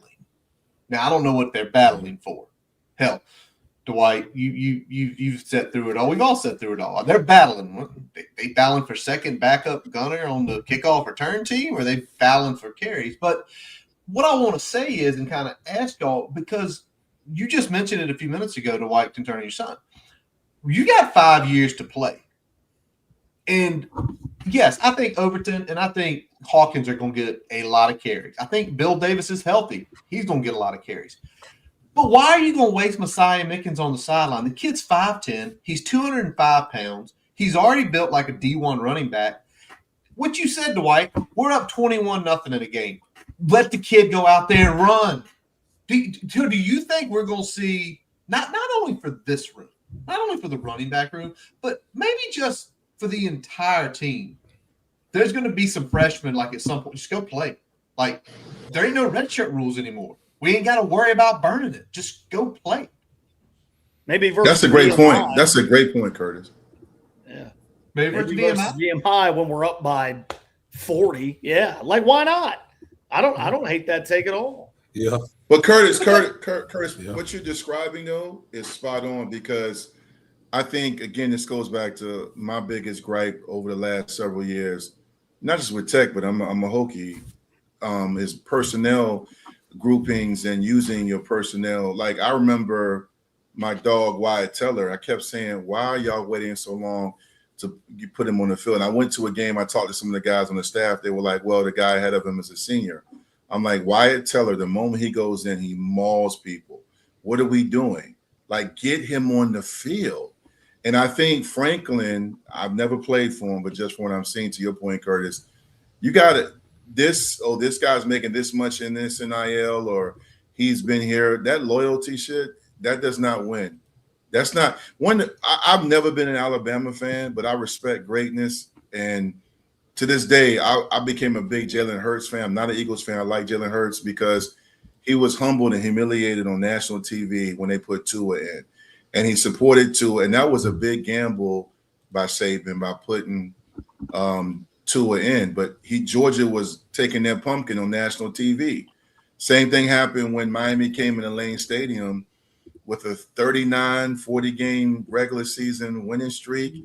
They had won a national championship a couple of years at a time, and Virginia Tech beat them 31-7. Well, people don't remember, but Brian Randall, who the following year was named ACC Player of the Year in 2004, but in 2003, he was benched on national TV for my cousin Marcus. Marcus came in. Kevin Jones played great. Marcus threw the one touchdown pass when Ernest Wilford beat Sean Taylor, and Beamer had the courage to put Marcus in, and Brian Randall was a veteran. And, of course, shout out to Brian Randall, like Jalen Hurts. He came back and redefined himself and got ACC Player of the Year. But that's called accountability. That's all. And Curtis just spot on about the personnel, man. Just play them. There's going to be opportunities all throughout the season. Let the red shirts, let the young guys play. Like, trust them, because for so many years, like you said, and we mentioned it on here, last season being 3-7, and it's just like, why aren't you playing young guys? Some of these guys haven't played but 1 or 2 games. Like, you can't burn a red shirt. Why don't you just play them? And I think it's what I think a lot of people, and you guys who have played a lot, and us who listen to y'all stories, it's like coaches are some of the most untrusting people in the entire world. They don't trust. You got to do a hell of a lot to get a coach to trust you, to put you in a position to do things. And I think we're in an era now you can't anymore. You got to almost take gambles to say, you know what? I'm looking through the list here. We're up 28-14. You know what? Roseby has been playing real good in practice. Screw it. I'm going to put him over at right tackle. I'm going to see what he does. He's a big old boy who can play tackle. Why not? Sorry. All right, Tally. That was me versus UVA last year when we were getting our tail end kicked at Scott Stadium. And I'm thinking, I wouldn't mind seeing Pop Watson. Why not? I wouldn't mind seeing it. You know what? If I'm the head coach at that point, and I know, Dwight might say Grayson the offensive line. I understand that. I can appreciate that. But, like, at that point when we're getting dog walked by our rival. Hold on. Grayson, hold on. All right. Don't get it twisted. I'm not taking accountability off drones. I was calling for Pop. First of all, I was so pissed at those coaches at Tech, the UVA. I told everybody that was a silent protest because I felt like Monty was mad because he was promised he was going to get an interview, and they had already hired Franklin, and he just went there to basically say, UVA, you have it. He basically did the whole thing when the bull and the rope. He just said, y'all go. Because there's no way in a game, they didn't even make UVA earn it. The defense played well, but they basically offensively did nothing. They were in jeopardy of that game of going scoreless. And you know what's funny about that? UVA really didn't even destroy Tech like they could have. And that's why I was like, damn, UVA, because we didn't do nothing innovative on offense. And that's why I'm not where Whit Babcock was at that time, because of the AD, I would have came down them steps like Jerry Jones. And I would have taken the headset, and I was like, get your bitch. I would have been, hey, Pop, warm up. I promise you. Listen, you cannot play this. This is Virginia Tech football. This matters too much. I'm up in Nova, and there are people, when I'm on 66 and 495 in D.C., Maryland, there are people with flags and people hanging off the truck. Hokie! You can't play with this. And even as bad as we were to Curtis and Brian, I watched everything they do. Tech fans still went to Charlottesville, knowing Charlottesville, UVA was the better team, and they still showed up. So you're right, Grayson. Not only should you have saw Pop get some action, You didn't see anything innovative on offense. There was not one fake field goal, fake punt. There was nothing. That's why I said to this day, it's going to come out. It may not come out in a 30 for 30 documentary, but somebody going to come out and say, yeah, man, the coaches when they're talking about, hey, for where you going? You know, they had already cleaned out their lot. You could tell they had already quit. You could tell on the sideline they didn't give a damn. They lucky I won't there. I promise you. I'm a piece. I didn't want to disrespect Kyron Drones. You know, I love Kyron Drones, but Drones is my guy. No. Drones, respectfully. I said this before in Tally's Twitter space. I said this when I played. I said this on my tweets. Tyrod Taylor got benched against Duke for Sean Glennon. It was a home game, and Sean Glennon came in. I just talked about how Brian Randall got benched for Marcus Vick, who was not a polished quarterback at the time. He had a lot of ceiling because he was great. I've gotten everybody I know in Virginia Tech. Some of the greatest household names have been benched or taken out of a game, and that's the price. That's the part where I felt like Pride wasn't really understanding that the NIL does not mean you guaranteed to play. Accountability now with Franklin seems to permeate throughout this locker room because you can see guys in their effort. They're really working hard because he does not care. He also came in, and some of these salaries that these kids were making have been reduced, and it should have been. Guys getting that much money ain't even touched the field. In your room eating Pringles and playing 2K, you getting all this money. You ain't made a damn play in 2 years. The hell you doing? You driving around Hellcats? Again, this, and I'm not hating on the money. I'm good up here in Nova. I'm talking about accountability. That's why, look, let me say this real quick. I'm about to cook real quick, Curtis. I know we got an agenda. I'm gonna shut up after this. Here's the thing. I don't care how much money they make. I'm glad they're making money. I'm glad cars are being shipped into Blacksburg and you're riding around downtown and it's looking like a Master P party. I'm glad it looks like. I'm glad y'all are stunting on them. At the end of the day, what I would like to see is accountability where none of these guys in Blacksburg right now, despite the talent and the depth they have in certain positions, have won anything. They've never played for a conference championship. Some of them have never beaten UVA. Some of them, many of them, can't say they had a game over 500. So to me, everybody's on notice. When I came to the Bird, I saw how to win when I saw Maurice Shishazo, Jim Druckenmiller, J.C. Price, Chris Malone, Jim Pine, Bill Conity. I saw those guys. So then when it was my time up, I knew how to win. We knew how to win. And then that's why you have the culture. That's all Franklin's doing. Because ask yourself right now, to everybody watching, do we trust Virginia Tech football right now, or do we trust James Franklin? That's what you got to think about. We trust James Franklin. We don't trust this team yet. Now, hopefully after the first 4 games we do. So I'm sorry, Curtis. I just had to say that. Blame Grayson. He got me going. Hey, listen, that's very prolific what you just said about the team versus Franklin. That's very true. It's true. Yeah, it's true. That got right down to it right now. I think that hit. The way everyone feels is like they trust what's going on with Franklin. We got to see what the team can do once they get on the field. Sure. Well, yeah. So talking about another, going to another group, talking about what they do on the field. Gonna go to the linebacker group now. I mean, depth isn't bad, but it isn't great. We know we got some kids that can play. Williams is hurt, so that's kind of messes up the flexibility a little bit. But it says they moved Koval to linebacker from safety. How do you feel about the depth in the linebacker room? Dwight, you want to talk about your guy Caleb?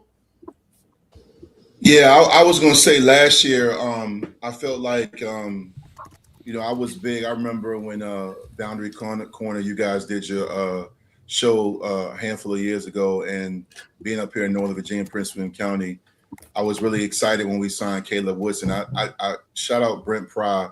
I know he didn't get it done as a head coach, but he did a great job mending relationships and making sure that we got back into the Virginia high school, public and private schools, rebuilding those relationships that were damaged by Fuente and his staff.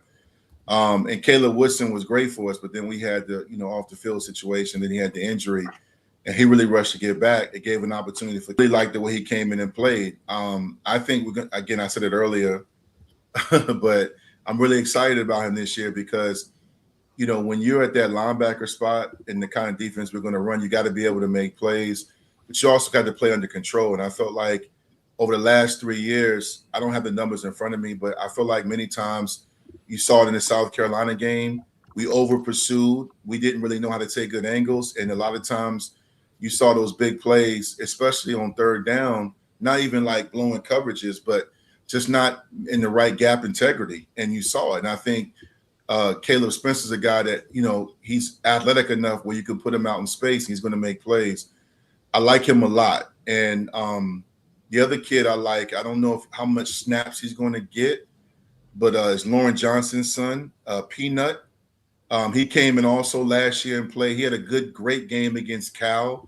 He's a young guy. I don't know what Franklin and Price plans are for him, but he comes from that Johnson lineage, and he really made some plays. I felt like when injuries came in, you saw it in the NC State game, because when Boundary Corner previewed that game along with a few other platforms, everybody was like, oh, we got all these new faces, whatever. And I was like, good. Let's see what they can do, because you saw when they got in, they started to make plays. But I think Caleb Woodson's an all-conference guy, and that says a lot, because the ACC has, 16 teams, 15, something like that. But I feel like schematically, he also put on a lot of muscle, really worked hard. I think as long as he stays healthy, he's going to be one of those leaders that may not be a captain, as far as like he was named one, but I'm talking about as far as like that vocal guy. But behind the scenes on the sideline and with the guys, they really respect him a lot. And I think he's going to be the front runner and the head of that linebacker group. This is one of those position groups that concerns me a little bit. If I'm being honest, I mean, Caleb Spencer, I love. He's a workhorse, very good football player. But then, there's other guys like Keon Wiley and then Curtis Jones Jr. I mean, Keon Wiley comes over from Penn State, redshirt junior, Curtis Jones Jr., West Virginia transfer. We haven't seen those guys in maroon and orange.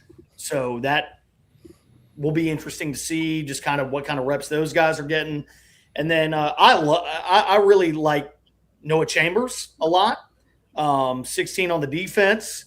Big fan of Noah Chambers. I think he's a very freakishly athletic kid. He's young. He's a true sophomore. So, again, there's a lot of rotating you can do here defensively. Like I imagine schematically, Coach Pry will have a lot of packages dialed up. But just there's part of me that really wishes we could have gotten that kid from JMU. But then again, he was one of those kids, I guess, who had gone to the NFL. So listen to me talk now. I'm just mad he went to I'm just mad he went to UCLA. That's why. They saying because of his situation that he never actually signed a contract, that he's going to be eligible. All right. and I mean, I get ultimately why he's at UCLA. Of course. But at the same time, anytime someone eats off your plate, it hurts, even if there's good reason for it. Of course. That's the homer in me, so I can't. I'm just messing around. But really, gentlemen, the tragic story here, as Dwight briefly alluded to, is Gabe Williams. I mean, that young man has had a rough go at it. Being plagued by injury, and then, he had some personal matters off the field a couple of years ago, which obviously we all know about. And so he's been a player ever since he committed to Virginia Tech as a 4-star prospect, who I've been really excited about, but just hasn't been able to stay healthy. So it truly is a bummer that right now he's banged up, and we probably won't see him for a while. Yeah, I mean, and also, and when Grayson was talking, I was also thinking about too, like when he said he wasn't as confident, certain, and I understand that, because whether prize at DC or even going back to other DCs or other linebacker coaches, you know, when Virginia Tech, again, I'm not even speaking on a historical perspective or nostalgia, but when you have a linebacker group, whether it's, you know, when we have Vince Hall and the DB or Vegas Robinson and those guys, or even going back to Myron Newsom and George Del Rico and Tony Morrison or whatever, like when you, or even House Wright and those guys. When Virginia Tech has linebackers, that kid Anderson, he was a hybrid linebacker. Justin Anderson? James Anderson. James Anderson. Like, when we have linebackers, we're cooking with grease. And I love Noah, and I'm glad Grayson brought him up. But I think with that group, to me, what does concern me is reliability and depth. I remember in the chat is the unedited version of these conversations, but we gave up a lot of big plays. Think about the Syracuse. I mean, just so many games over the last couple of years. I'm like, where are our linebackers? I mean, and then we would get a dumb penalty, a target. It's just wanted to speak on it. Grayson was spot on about that. Yeah, and Fry's the DC, so we, you know. Oh, we definitely gonna talk about that. We definitely gonna talk about that. We are. It's coming. Hold on.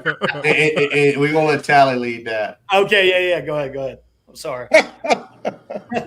You want to go for it, Tally? I mean, we were gonna ask about Noah Chambers, but y'all gave y'all's opinions on him. So. Yeah, I mean, go for it, Tally. Noah's gonna do some big things. I'm excited about Noah. Yeah. So Brett Pry, for all that he is, all of the Hokie that he is, he had us in hell for about 4 years. And you know, Coach Franklin asked him to stay. He's out DC. He's got to atone for some sins, man. He's got to put the defense back where it's supposed to be. How do y'all feel about Brett Pry as the DC and what it's going to look like this year in year one? I'm going to keep it real right now. I have no problem with Coach Pry, the man, and he has always been so kind and good to me. Every interaction I've had with him has been overwhelmingly positive. But really, my patience with that is razor thin. To me, you got one season.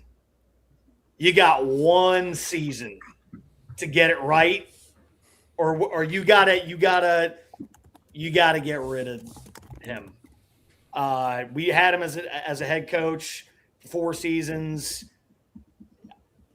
Like, recruiting worries me there still. I get it. Coached Micah Parsons. God bless. That was while he was at Penn State. But I don't know, man. Like, if it doesn't work out this year and we're getting just absolutely torched by some of these teams, I don't know. I'm just kind of like, you got to get new blood top to bottom. That's my opinion. Some people might disagree with that. I know he was a great DC for Franklin at Penn State, and that's all fine and that's all dandy, but he was our head coach for 4 years, and this kind of thing don't really happen. It's kind of an anomaly, and I know they have a great relationship. Again, hunky-dory, fantastic. Fuente had a relationship and a good friendship with Brad Cornelsen. He refused to fire him, and that was his downfall. So guess what? You know, sometimes you don't shit where you eat, gentlemen, and you gotta do what you gotta do. That's all I'm gonna say. Oh, I think for me, man, the biggest disappointment. I'm a Pride guy, especially when he got hired, but I still love Brent Pride. But I just feel like I was surprised because the reason why I signed off on a hire, even though he had no head coaching experience, because I was there as a youngin' and he was there as a youngin' when he was there with Foster and Almation, legendary, arguably one of the most legendary college football staffs in college football history.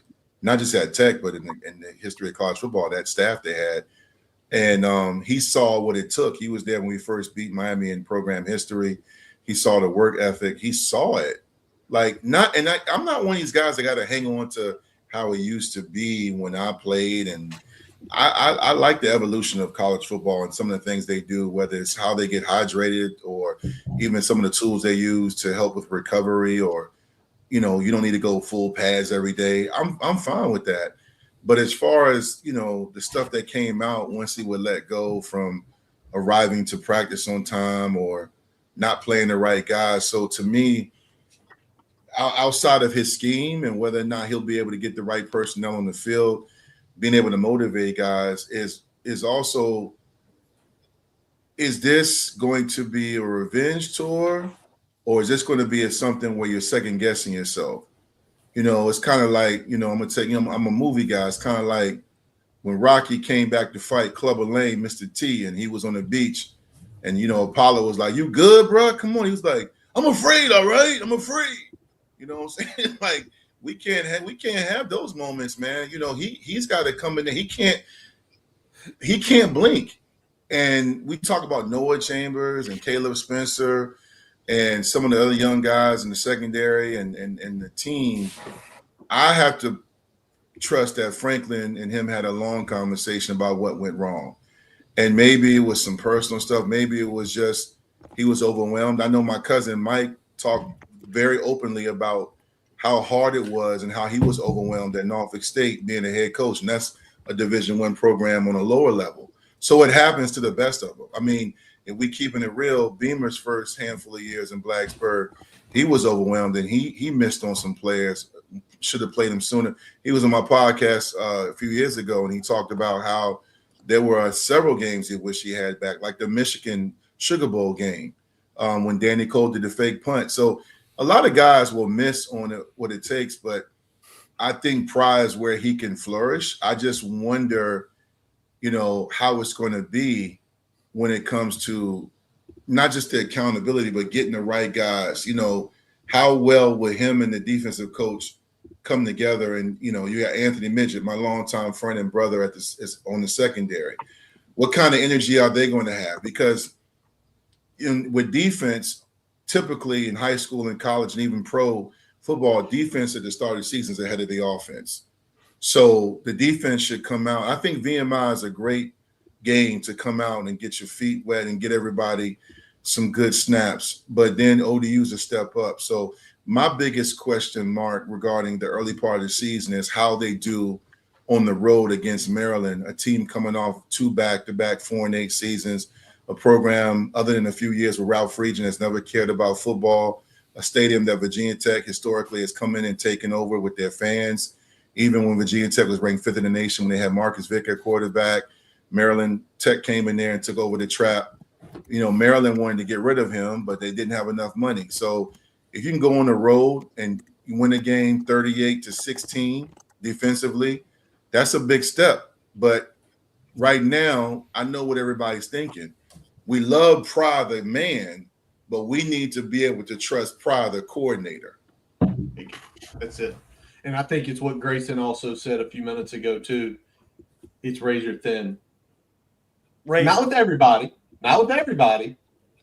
That guy over here, where is he? That guy, you see him in the black hat?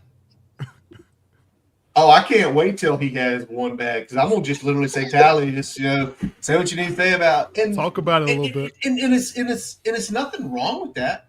It's because we've all got scar tissue. Yeah. He just said it. 4 years.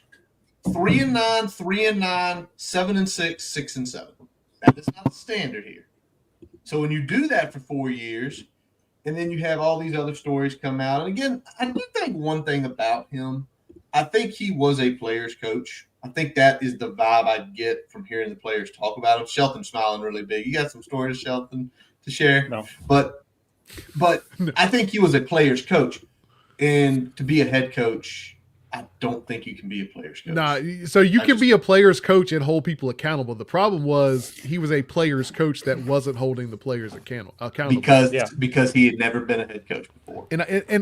But he had seen it done. So I think the biggest thing is that it's like he got there and wanted to do the things he knew work well, but he didn't know how to be that guy to an entire team. He didn't know how to be the authority to the entire team. Because when you're defensive coordinator, you're focused on getting your guys in line, but the head coach is still setting the tone, and it's trickling down to you. I don't think he knew how to set the tone as a leader of the other coaches for them to then set the tone for their units. From an accountability perspective, from a preparation perspective, he was just not that guy as a head coach.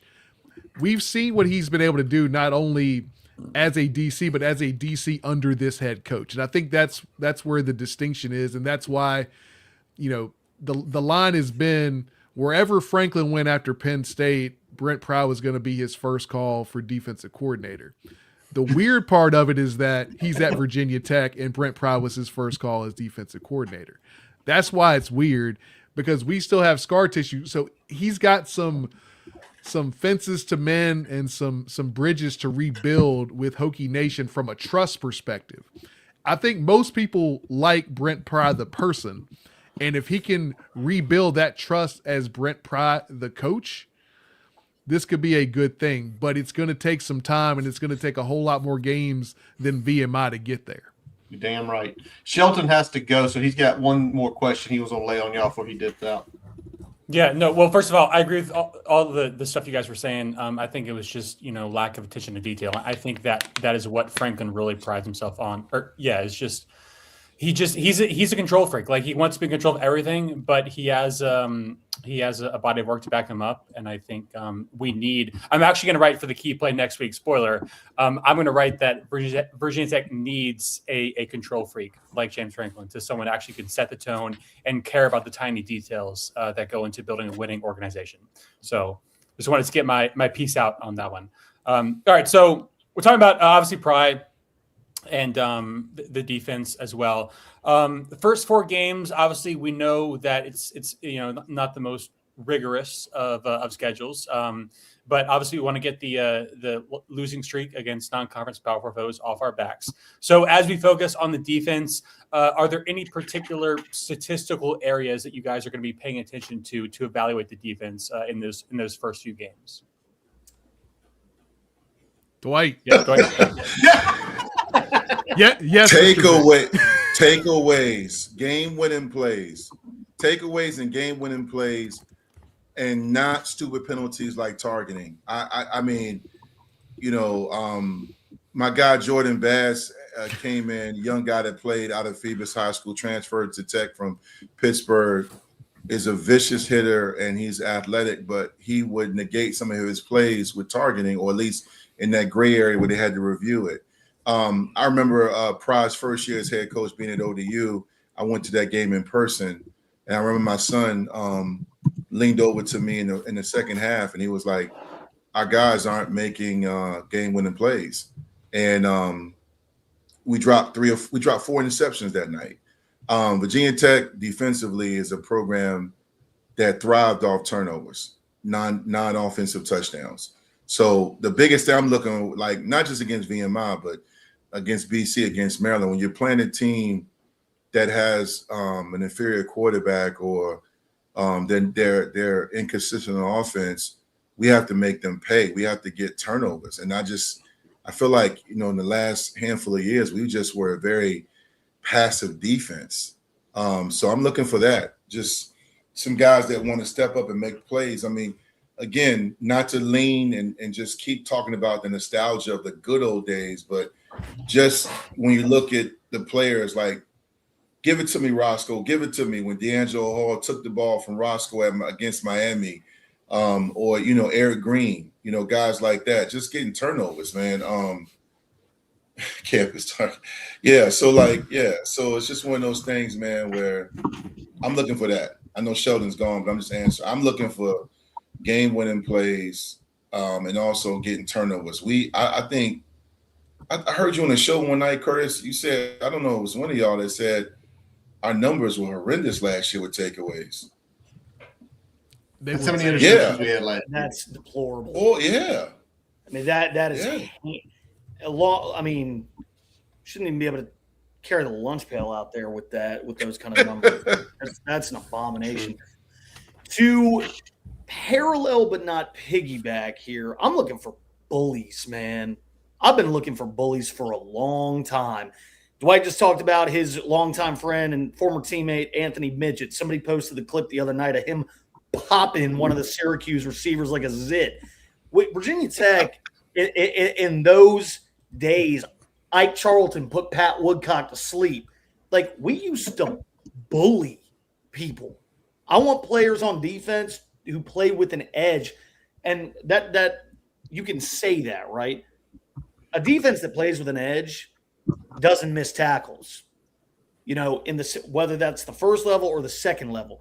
Our missed tackles over the last 4 years have been, I mean, I'm balding in general, but I've lost more hair because of that, because of our missed tackles. I swear. Like, I would just watch our defense just get Swiss cheese by these inferior teams. I'm thinking, what are we doing in practice? On a more serious note, I want to see that our defensive line can get to the opposing quarterback. You know, I want to. Have to. You have to. I feel like our sack numbers have been down. Yep. And we just have not been able to get consistent pressure on our opposition's quarterback. And then if I'm being honest, you know, it kind of plays into the missed tackles in the second level of the defense. The third level of the defense, you know, don't get beat. I'm a little concerned about some of the clips I'm seeing from practice from one player in particular who will remain nameless because I respect him. He plays for my team, but holy shit, if I see one more clip of that player getting captain, my toasted, captain. I don't know about all that, but I will leave it there. I've seen too many clips of that one player, and I don't need to see any more. Hey, I'll leave it at that. You know, when we talk about turnovers, He's a kid. He's a young man. Yeah.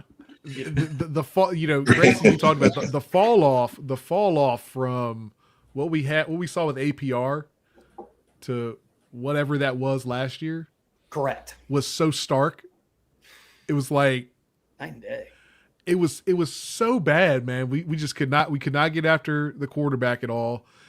We weren't going to be great in the secondary for a lot of reasons last year, but then after the opt-outs and everything with Pry and injury, and you can't rush the passer, and now you got this, you know, group of cornerbacks, you know, God bless them, but some of those guys, for one reason or another, probably were on the field too much, right? Right. Yeah. And it was not a good situation. So we got to get to a point where you're not only forcing turnovers, but you're doing things that force those turnovers, like getting after the passer, whether that's a strip sack, whether that's forcing the ball out early and the quarterback makes a bad decision and throws the ball right to a defender. Like all those things, it all works together to create a situation where you force those turnovers. So we got to get better at all those things. I know I threw it up there earlier, but I do want to give a quick shout out to Torrey Smith. Because every time I see this up there, I'm like, okay, this is going back to that Torrey Smith tweet from like 4 years back about, hey, you know College Park's better than Blacksburg because they've got an on-campus Target. You can walk to Target. Oh, thank God. Hey, yo, bro. Yeah. Hey, Stafford County, stand up, baby. Torrey Smith. Torrey, listen, bro. What was he, 0-3 against Tech? Tech fans were going back and forth, and I almost jumped in it and was to go back and forth. I was like, you know, Tech fans got it because it's like, bro, I've been to Maryland twice when Tech came up there. When Tech was ranked 3rd or 4th or 5th in the nation, and I was at the game my wife went to the game when Ralph Beamer's mom passed, and we beat the brakes out of them 55-6. I was at the Maryland game for a second time when we went up there. And Maryland revealed their all-black Under Armour uni, so Nike gave us the all-white uniforms, and we smashed them. Ryan Williams and Tyrod and Darrell Roberts and those guys went crazy. Jared Boykin. Maryland does not like football. I don't know what Torrey's talking about. You guys, I live up here. Y'all do not like football. Y'all do not like college football. Y'all do. If there's it's all about Lefty and Gary. That's what they like up there. Yes, if there's a program I want to beat, to start them. I live up here. The Junkies, shout out to the Junkies, 106.7. You know, they don't even, the only guy that covers college football in this area in the media is Danny Noakes, my old co-host. When he hosts, they don't even cover college football. That's why I'm like, Maryland, listen, and Franklin knows this. You got to beat teams like that for recruiting purposes, perception. They're in the Big Ten. They left because they weren't making money. They didn't want to leave the ACC. Under Armour bought that, got them the money because they're Maryland grads. The Terps suck it, but kill me with birds. That place is a dump. Maryland, come on, man. Stop it. Yeah, I'm not, listen, that would be, to me, a step back if we lose that game. I'm telling y'all right now. I know there's probably some Tech fans that will look at Miami and other programs as the measuring stick. To me, when you go on the road, to Grayson's point, I need some Wreck-It Ralphs. I need some goons. Yeah. I need some people that come in there. I remember Jimmy Williams and Aaron Rouse and the DB and those guys going in stadiums and taking the turf and putting it in a lunch pail. I remember, you know, Virginia Tech the first 3 years in the ACC, they were 16-1 on the road. There was a certain attitude. People do not remember there were a contingency of ACC teams, Carolina and Duke, Coach K and them, that did not want us in the conference because we didn't fit the ACC way, that shirt and tie bullshit. So to me, I like to come in, you talk about be what I like to see. I want to see more attitude. Tech came in, and people don't realize we carried the torch when Florida State was recovering from post-Bowden syndrome, and Miami could never match the hype that came with being the U is back. We were the ones that did that. And then in 2011, Clemson came in and beat the brakes off us, and they took the ACC, and they never looked back. But that's what you got to have, man. Maryland, Tory. Come on, bro. Stop. The turtle. I'll never forget, just a quick trip down memory lane, that game that he's talking about, the Under Armour versus the Nike Pro Combat uniforms. I remember it being in Richmond, and you could not find that game on TV anywhere. It was blacked out. And I remember my old man somehow found out, I guess, through the Richmond Hokie Club, that they were showing it at this B-Dubs, way down Broad Street. Way down Broad Street. You know, we're coming from the suburbs in Short Pump, and we get in there, and there's a bunch of VT fans. And it's like meth streams in there. You can barely see it. It's all pixelated. But I'll never forget going to that B-Dubs and watching that win. Hell yeah. It was the most niche watch party of all time. Yeah. But I got to say this before Brian jumps on the one of our last pieces here. I think what y'all are saying about the Maryland game is right. That you want that to be the way it was, because in the time we've watched it, Grayson, you're younger than us, but you have been a Hokie your whole life. Correct. Right? Your whole life. Us 30-plus years. Dwight, 30-plus years because he played. There used to be teams like that would run their mouths in the preseason. We'd be like, okay. And then 55-6 would happen. Or 31-0 would happen. Okay, you want to run your mouth. You want to talk shit. Okay, you're about to get belt to ass. And we used to do that. And that's what I think for that game, that's what I want to see. I want to see they're running their mouth. They're chirping. They're like, we're going to beat you. And it's like, I want to be this old, okay. And then just go belt to ass, 3-4 touchdown win, and say, you got anything else to say, young man? Their fans are already chirping on Twitter. Oh, they've been chirping. We got to get on their ass. That's what I'm getting mad. Oh my God. I just don't have. I'm so busy because I see that, and Tally knows. I will take off. I will reschedule my afternoon for a Twitter war. I will literally sit in here in my office and I'll be like, I will go back and forth and troll, and because I can do that. But this is why I get mad with our fall off, because Maryland knew. I forgot a game I went to. I went to 2 at Maryland and 1 on Thursday night, the infamous game where we won 23-13. And Darren Evans ran over them. Yeah. Hey, shout out to Tor. You was in that game. And you won. Torrey Smith, if you're watching tonight, this was just for you. That team had Darius Hayward Bay. Yeah. Yeah, that team had Darius Hayward Bay. We beat their ass. Yeah, bro, stop, man, stop. They. Oh my God, the arrogance of a program that complained about games being at 12 and 1 o'clock. I've been living up here for 26 years, and they complained about how we and other programs came and took over their stadium. Now you in the Big Ten, it's even worse when Michigan fans don't even think about y'all. I mean, what are you doing? Y'all in the big now basketball, hats off. Great basketball program. 100%. Yeah, but football, come on, man. Yeah. All right, let's get ready to wrap this thing up.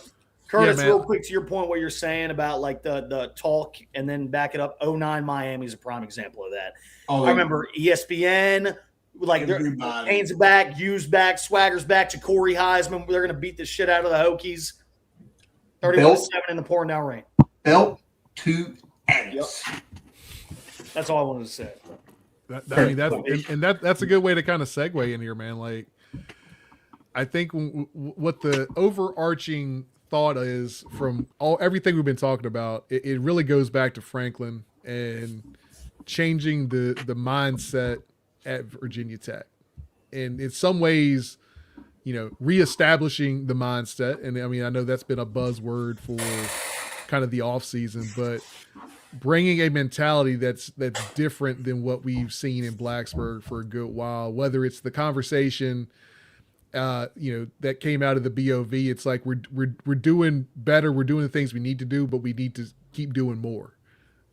Because if we want to compete for what we want to do, we got to be up a little bit higher.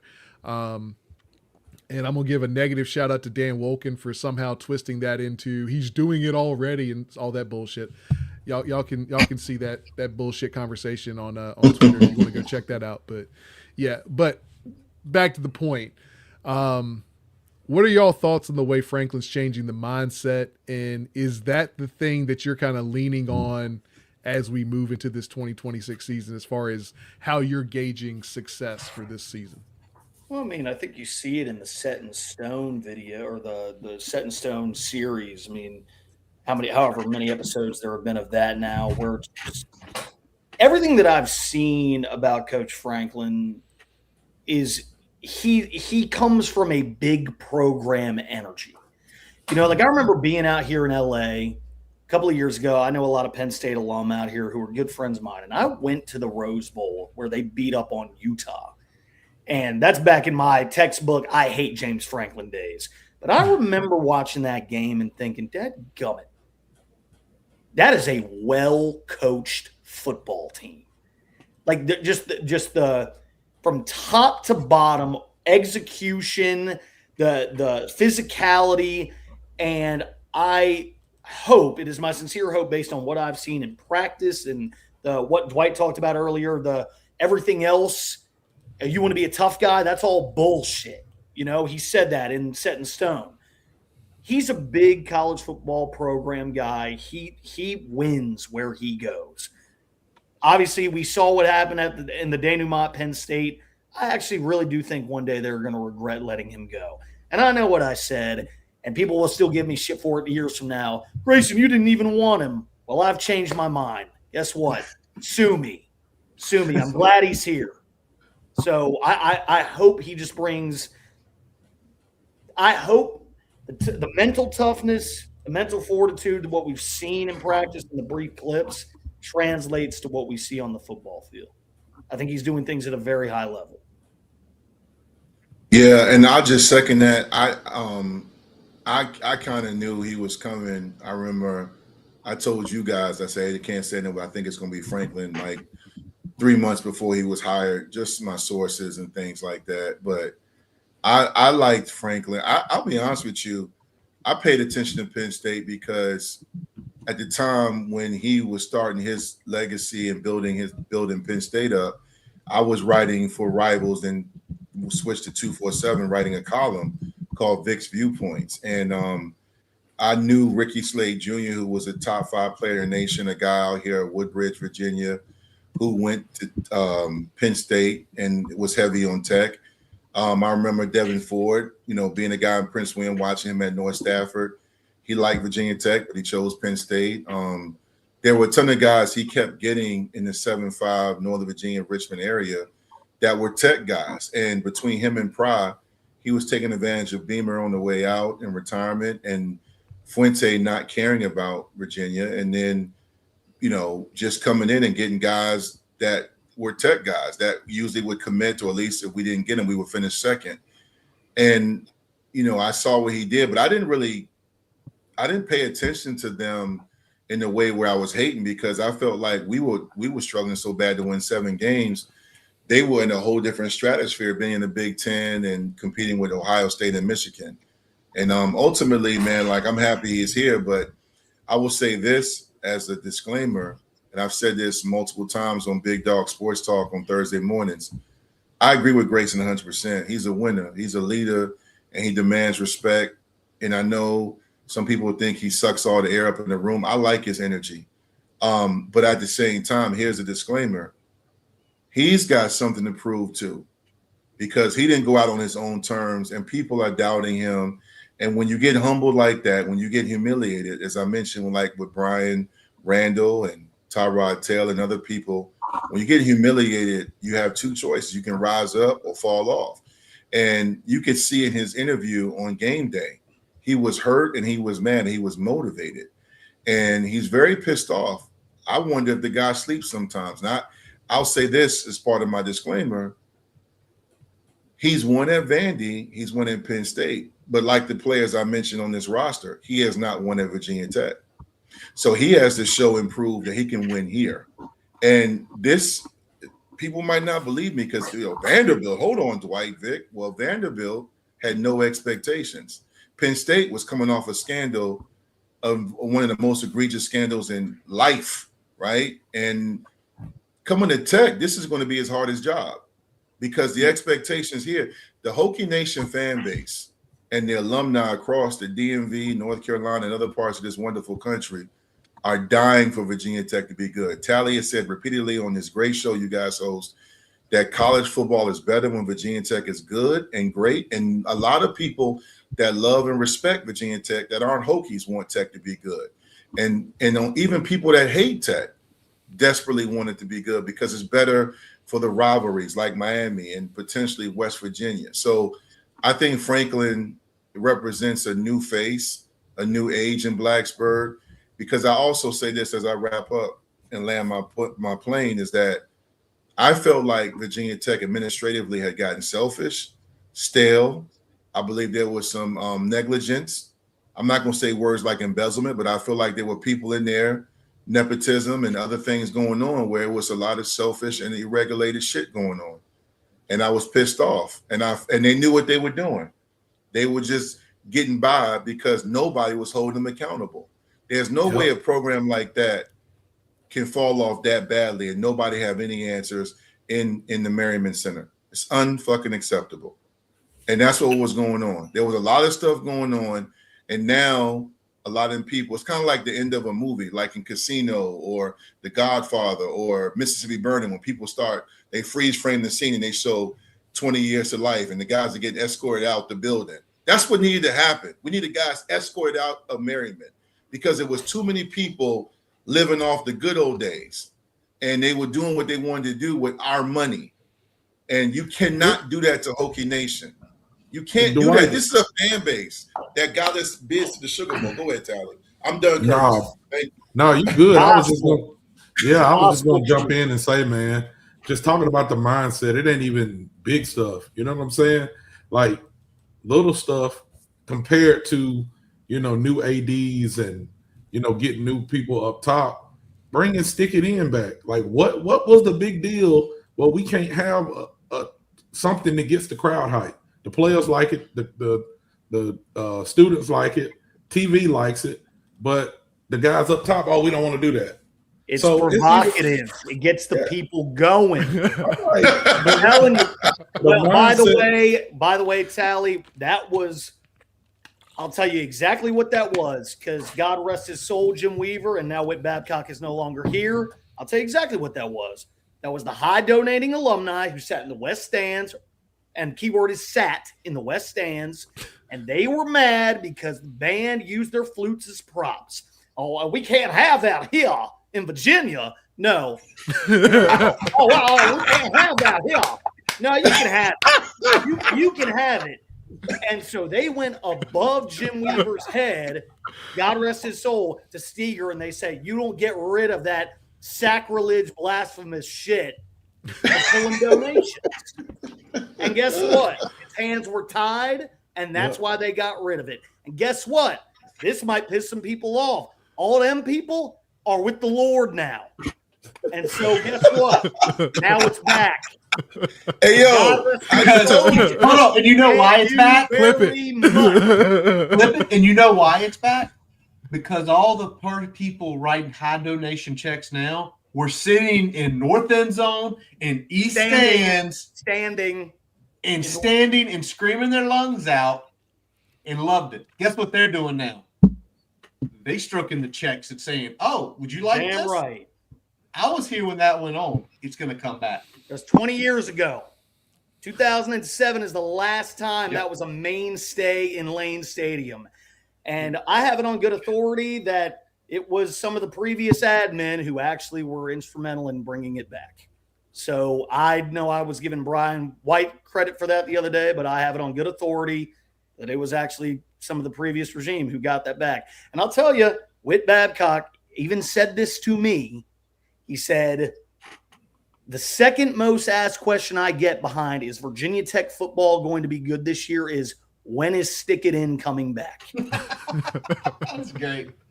Yeah. That's great. Look, Dwight, you talk about tone setting and just the atmosphere of when Virginia Tech was playing well and playing in big games and had those big moments.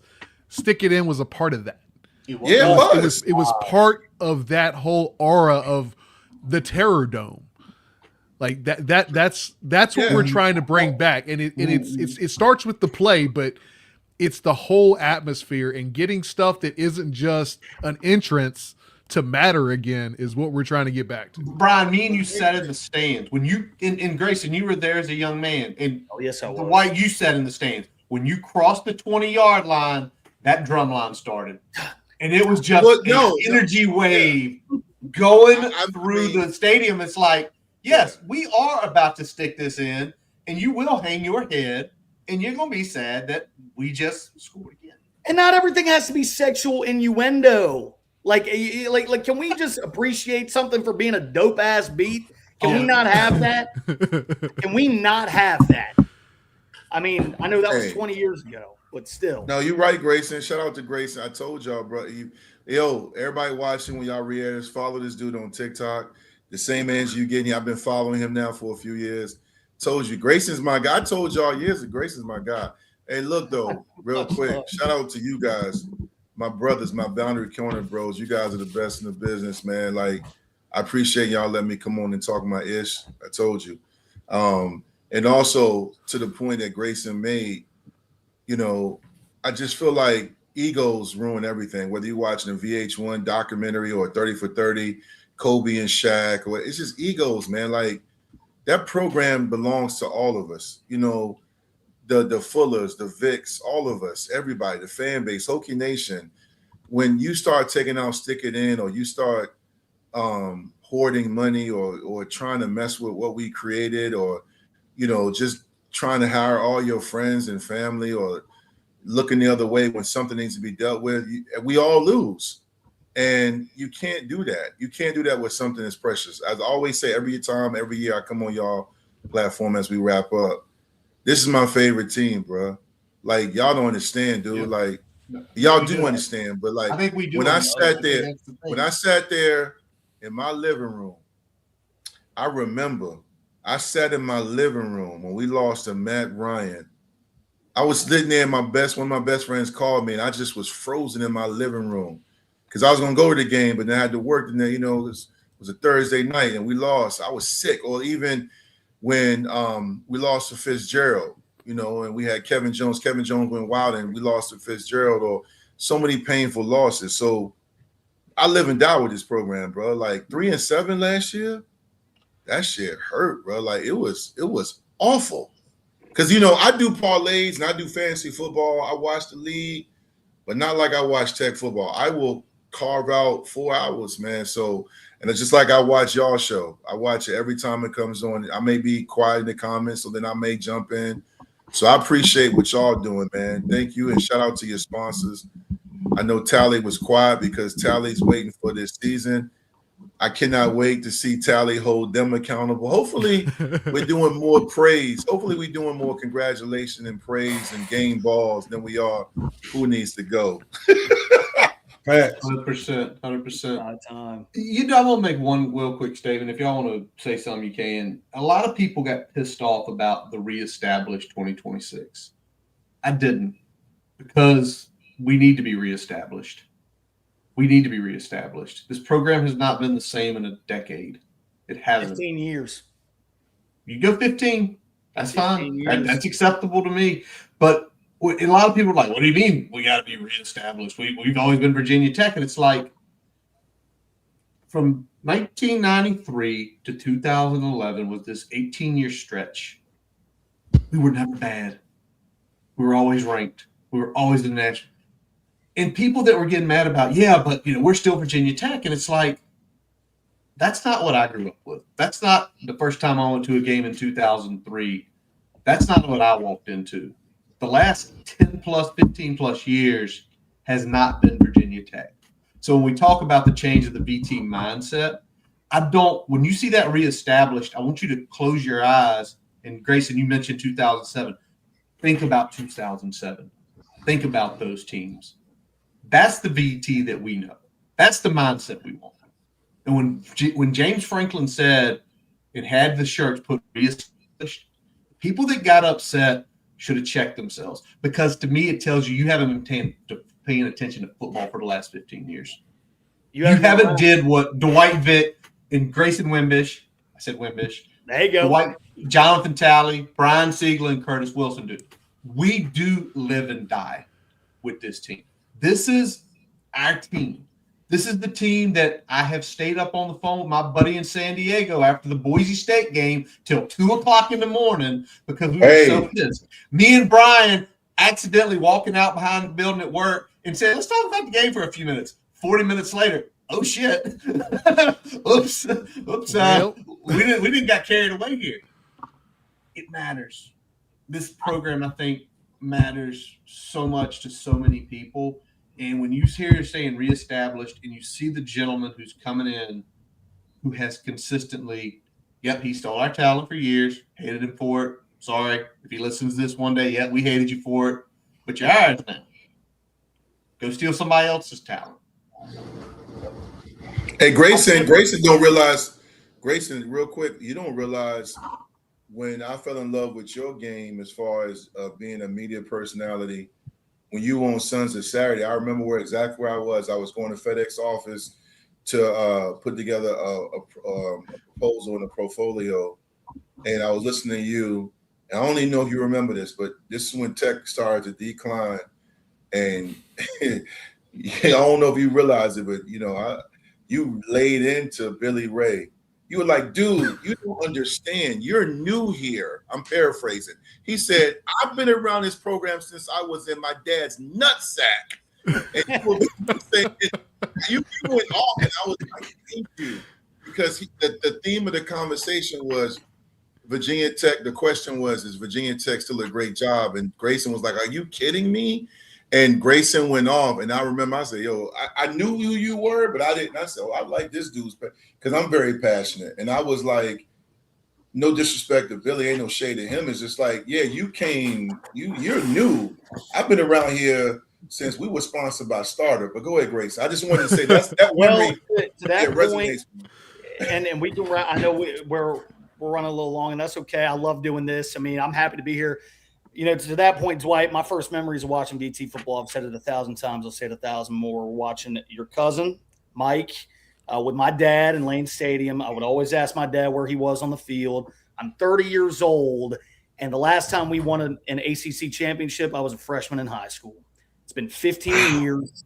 That's how long it's been. I was a freshman in high school. And all I'll say to Curtis's point, put a bow on it, is I know all of y'all can resonate with this. When Virginia Tech football wins, food on Sunday tastes better. Your coffee tastes better. Beer is colder. The air is more crisp. You got a pep in your freaking step.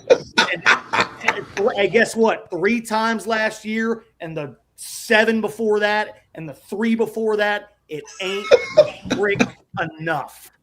It's not. So guess what?